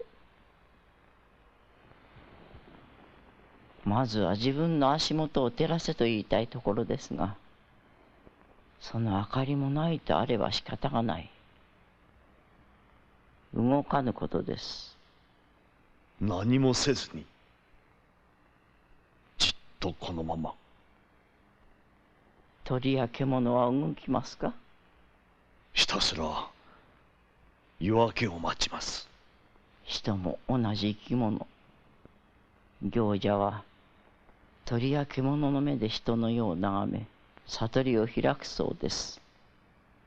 そなたも鳥や獣になりなされ、いずれ夜も明けましょう。よくわかりました。いつもそなたを闇夜に突き放す母を許してくだされや。なんの。宗助はその度ごとに大きくなってまいりました。今度もまた一回り大きな男になりましょう。今度はいつお帰りか？桜の花が咲く頃には。そうですか。その頃を楽しみにしておりましょう。明日の朝は早立ちゆえご挨拶はいたしませぬ。どうぞお風邪など召しませぬように。そなたもの。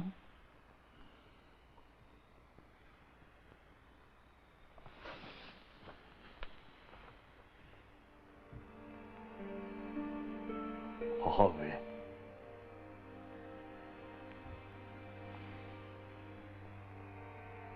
母上は新古今和歌集の阿武隈の二首を覚えておいでですか？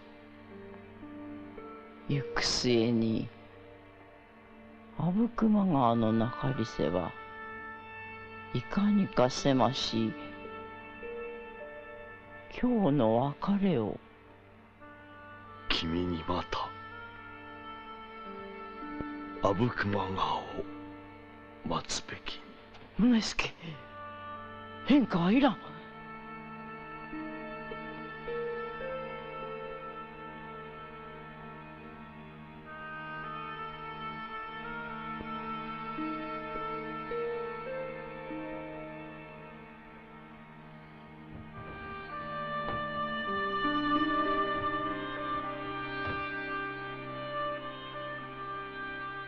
残り少なき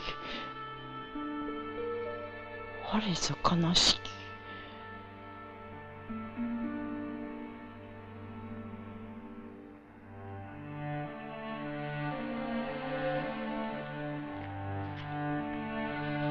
おじさま、明日は私もお連れください。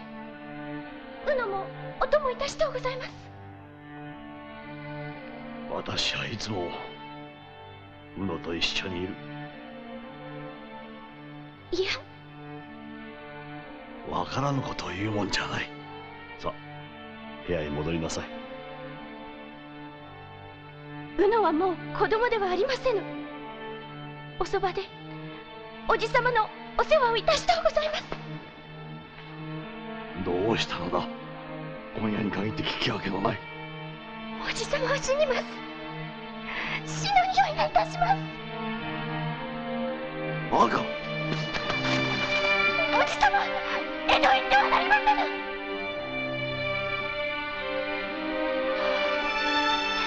江戸へ行ってはなりませぬ。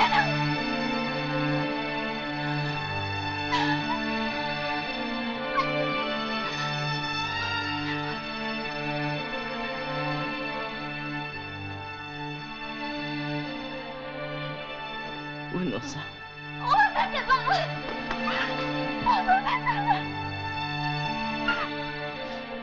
ババと二人での桜の咲くのを待ちましょう。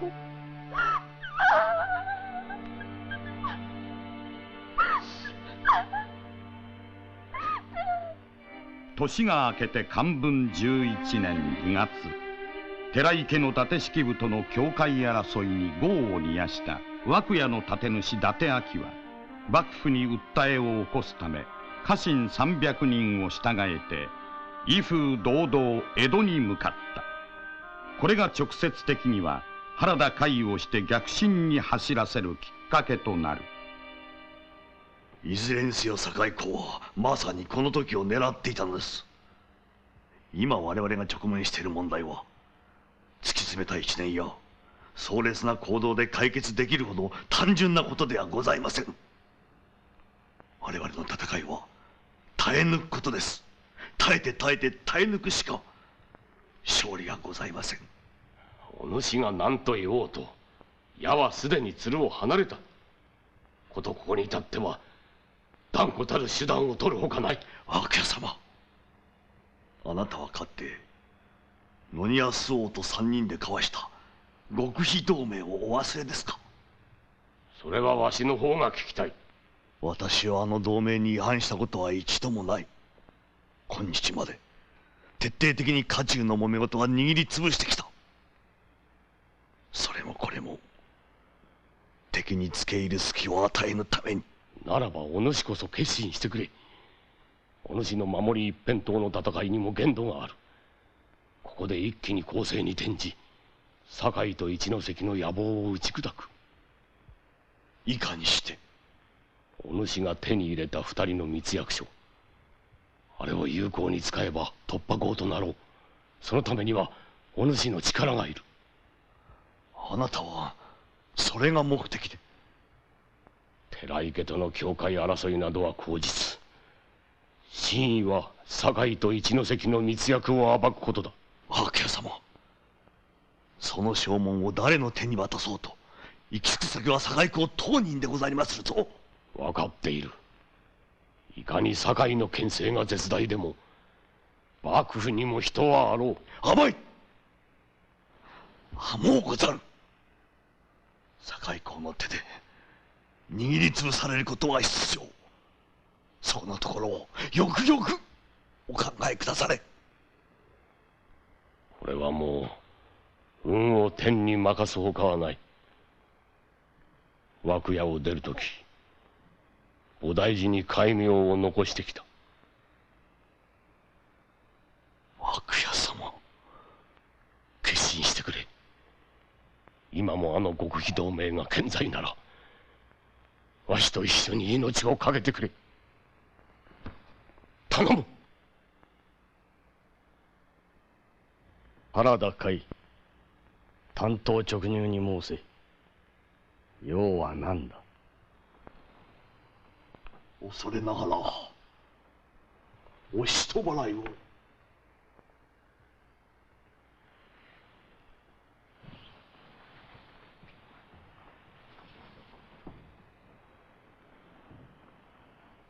恐れ入りまする。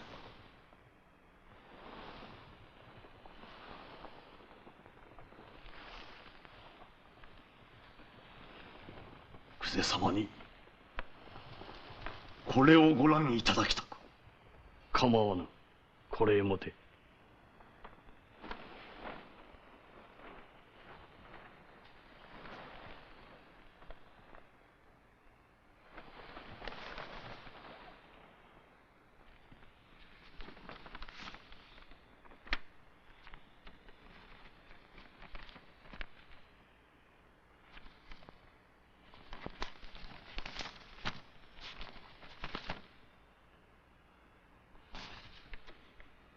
原田、その方正気か？その証文を写しなれど夢偽りはござりません。黙らんか！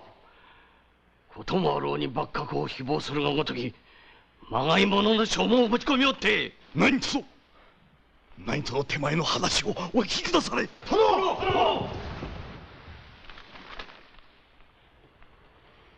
つい大きな声を出した。大事ない。下がれ。下がれと申すに。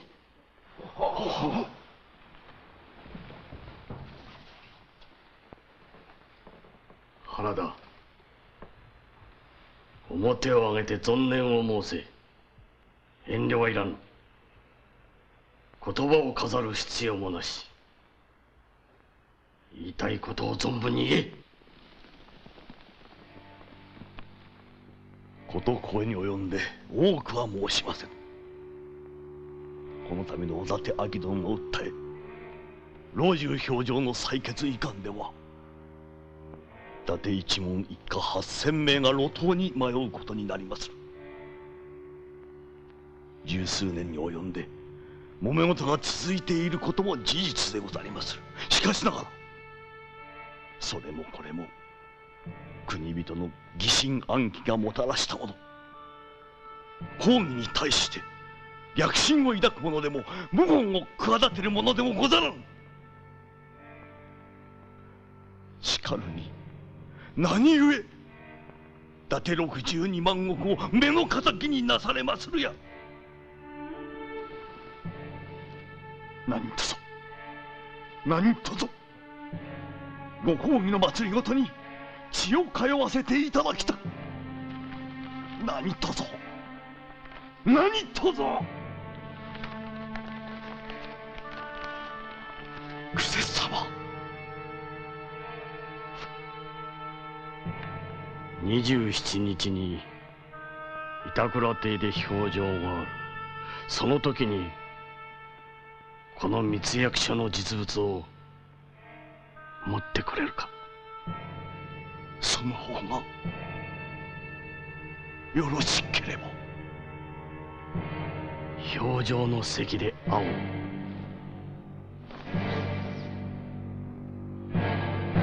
はあ。隼人、ただいま戻りました。堺公のご機嫌はいかがであった？それがお目も実叶いませず。兵部が今宵お伺いすると伝えたのだろうな。は、そう申したところ、評定が済むまで目通りはできぬとのよし。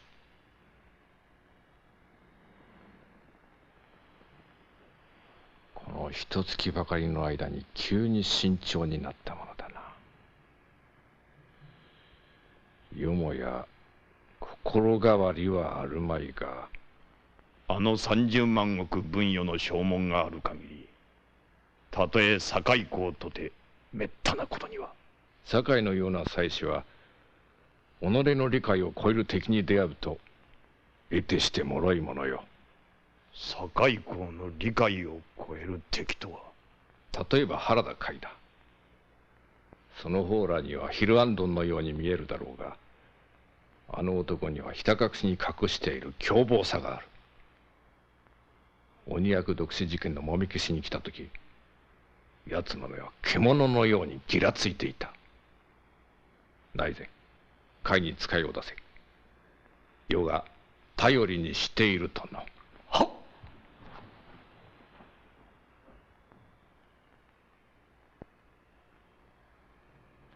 あの男は役に立つ。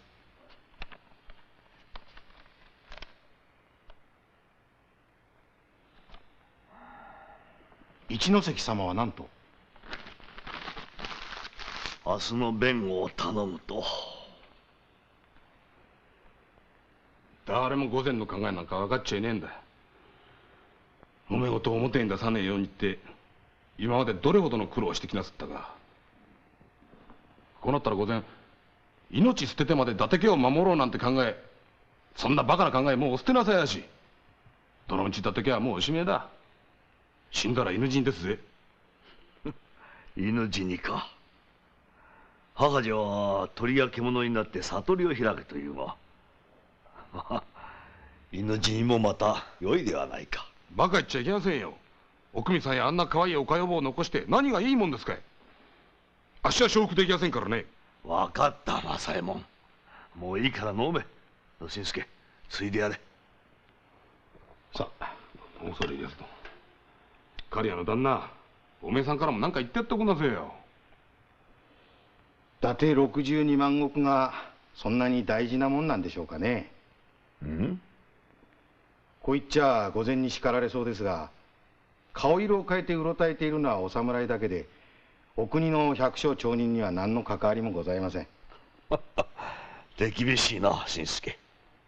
そこに住む人々が幸せなら、何の62万石、幕府にくれてやってもいいんじゃありませんか。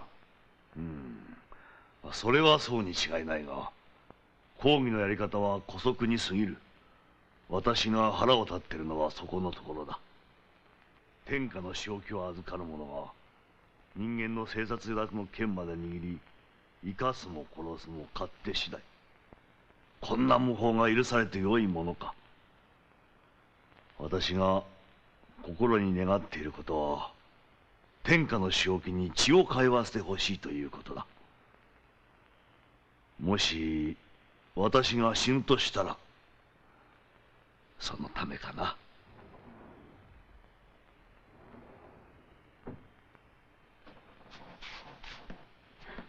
どうしたんですか、お二人ともしんみりして。おう、佳代は寝たか。ええ、誕生日の晴れ着を着てトト様に見てもらうんだって散々ダダをこねて。さあ、そなたも飲め。ええ、いただきますとも。今夜は酔っ払って絡んでやるんだ。おっかに。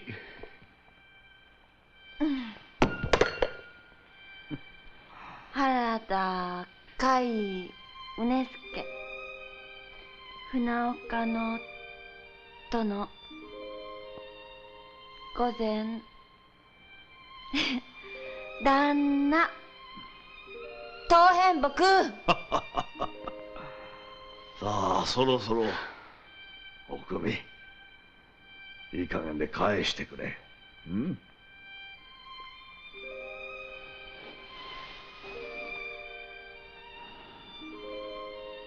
返してあげます。その代わり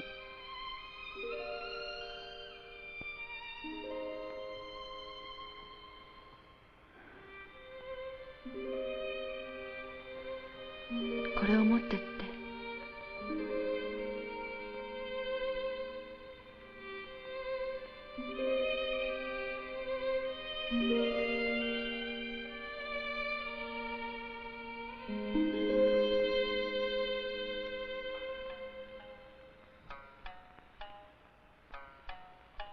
おくみ、あれを聞いてから帰る。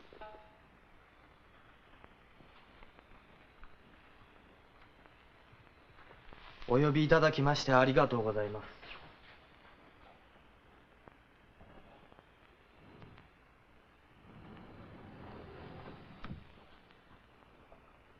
何か聞かしてもらおうか。世捨て人でございます。傘のままでご容赦を。構わん。お前たちは夫婦か。はい、いつも二人で流しております。幸せか。はい。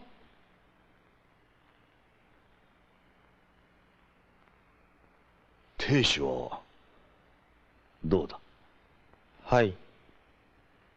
地位も名誉も見栄も欲もなく、これ以上の安らぎはございません。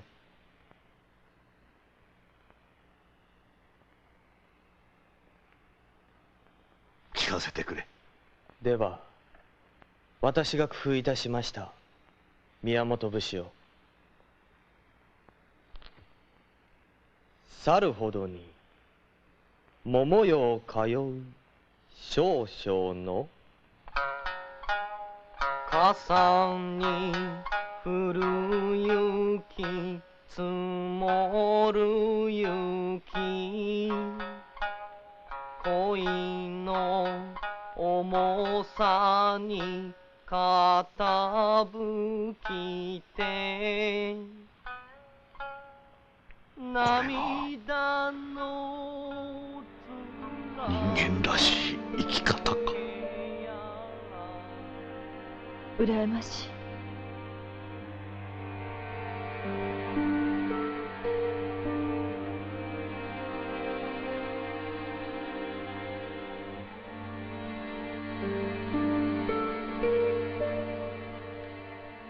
新八、丹三郎の分まで生きてくれ。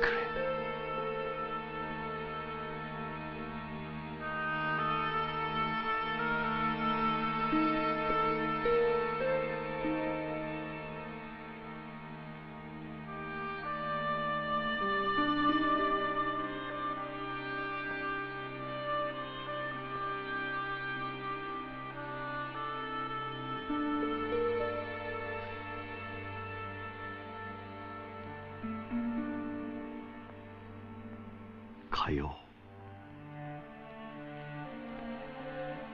幸せな一生を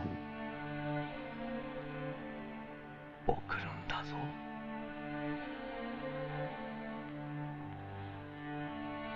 いや、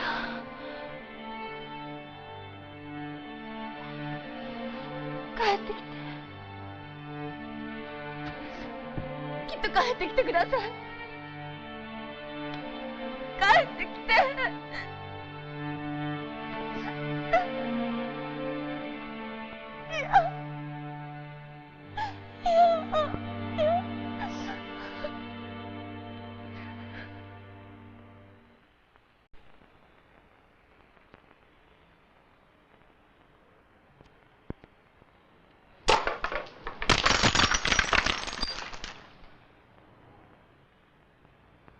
その頃甲斐は一門の伊達遠州の屋敷で伊達焼の到着を待っていた。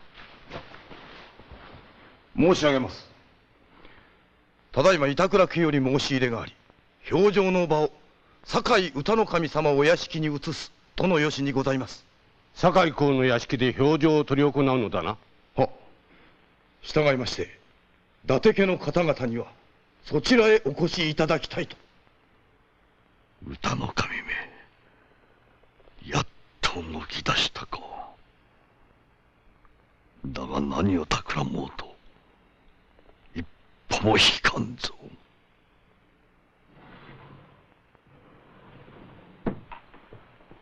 源次郎、ちょっと来てくれ。はあ。閉めろ。はい。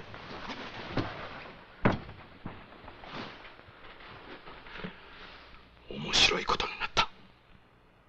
家中から腕利きが5人選ばれての。わしもその中に。何が始まるんです？伊達家の表情を当家に移しての。そこで5人は。誰です？訴訟人の伊達明、家老の柴田劇、古内島、聞き役の八谷六右衛門、それに訴えられた方の弁護人として家老の原田海。織田様、私もその襲撃のお仲間に加えていただけませんか？私は新参者です。手柄を立てとうございます。そうか。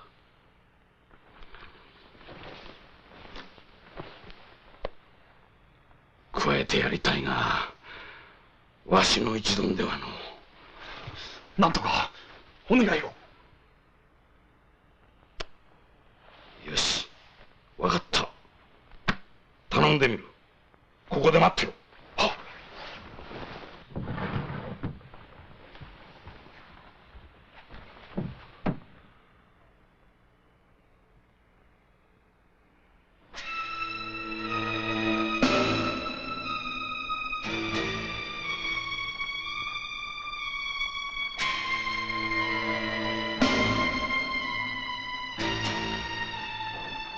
伊達家面々、ただいま到着いたしました。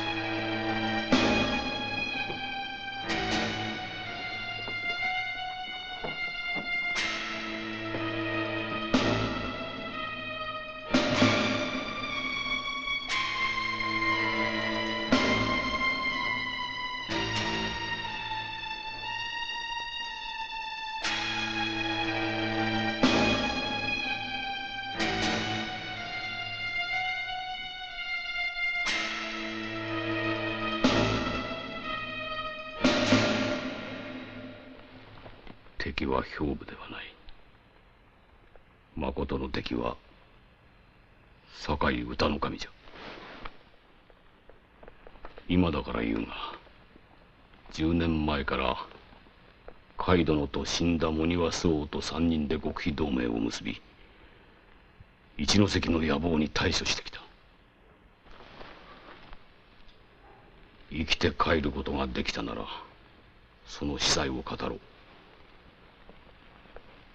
お主たちもそのつもりで、審問には心して答えてくれ。かかる大事を家老全体で図らなかった責任を忘れないでもらいたい。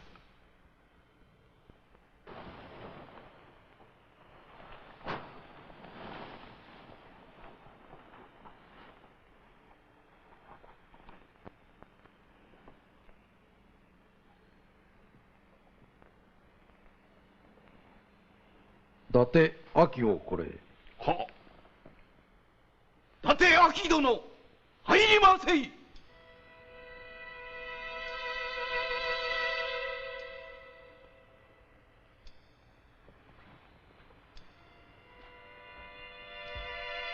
柴田激殿入りませい。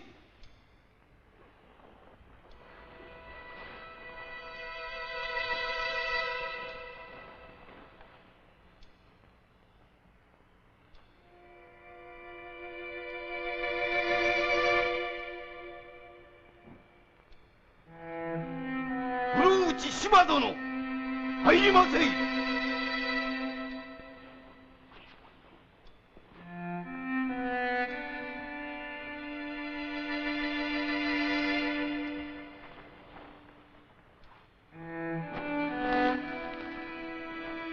原田海殿入りませい。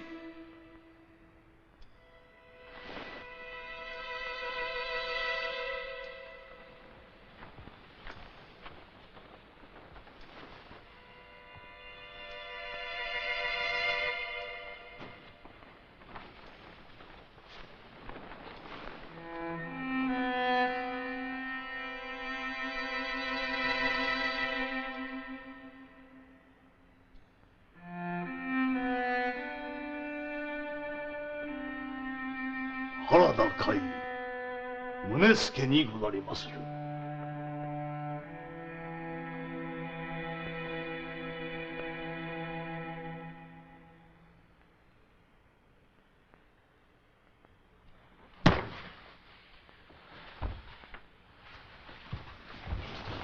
ケンシロウ、許せ。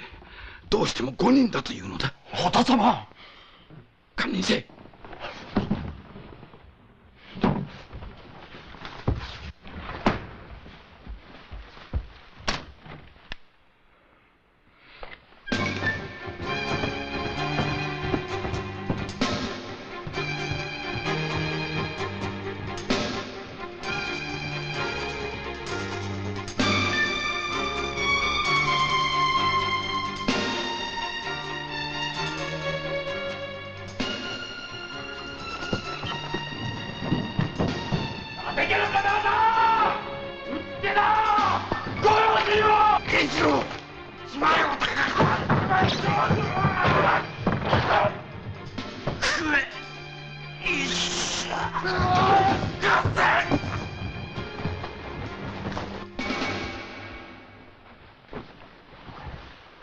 今度は言ってきた。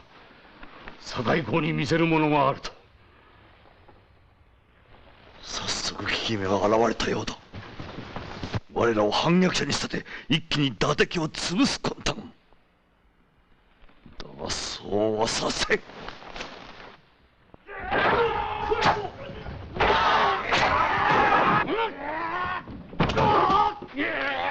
やったな、歌の神。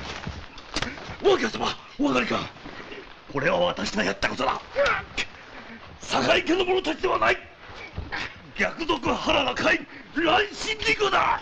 そんなまやかしが通ると思うか。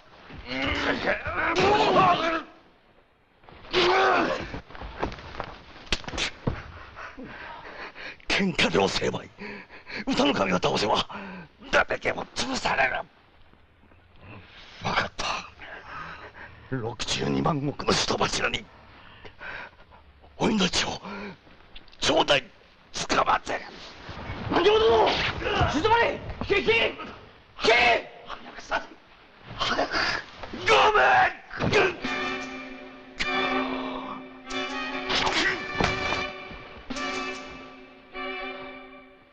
原田、これは何としたことだ。乱心でござる。原田海乱心。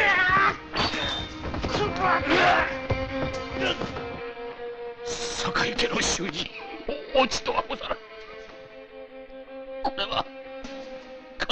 仕業。こやつのために伊達家に罪が及ばぬよ。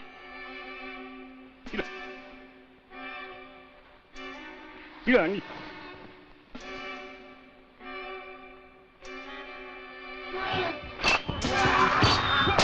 先生、去るぞ。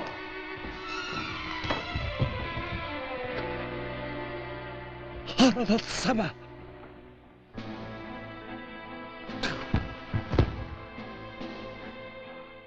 老中諸公に申し上げる。一寸の虫にも五分の魂、どのような恨まれた町の片隅にも人の暮らしがござる。大和島根の隅々にも人は生きてござる。それをお忘れざるな。じゃあ俺はさせ逆賊原田会関連せいよね。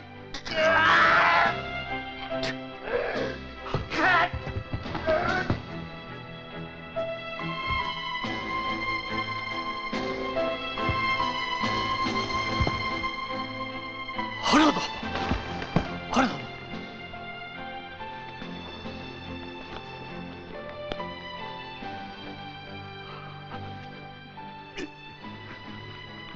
密約書。分かった。聞こえるか、原田会。伊達家のことは引き受けた。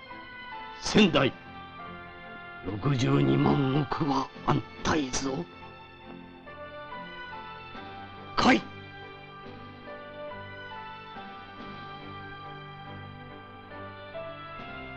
逆進原田か。これにて命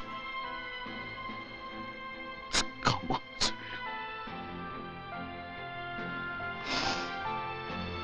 る。よくぞ申した。あっぱれじゃ。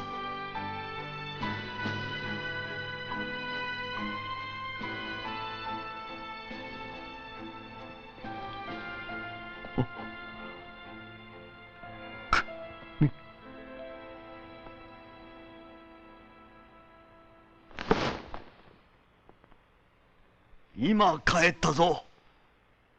おくみ。トト様だ。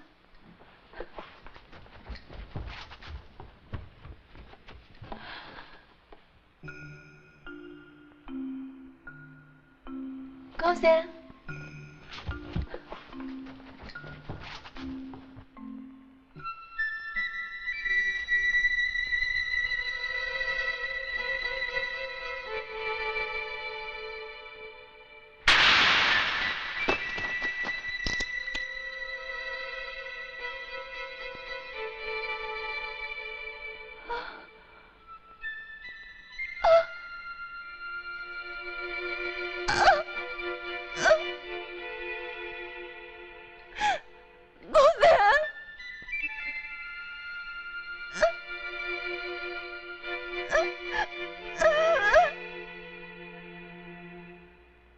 伊達兵部は領地没収の上、土佐山内家にお預けの身となった。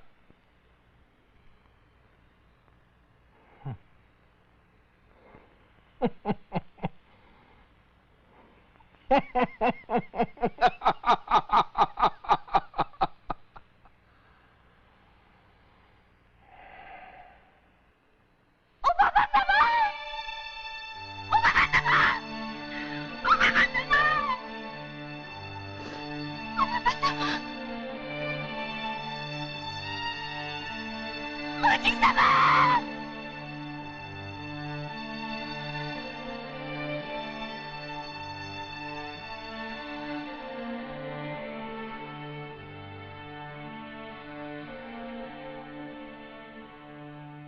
そしてもみの木は残った。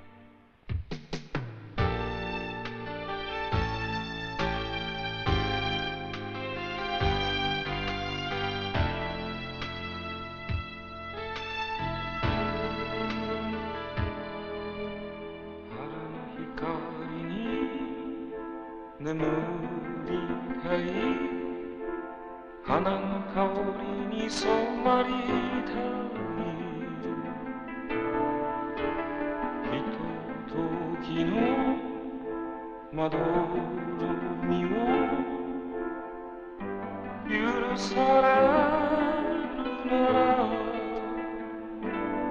心の扉を半分だけ開けて時代の流れを見ていよう。曖昧な花咲いている街の憂いを感じて守る味方の姿なく敵も影隠し少年兵士が空を蹴るできれば君と共に遊び花の香りに染ま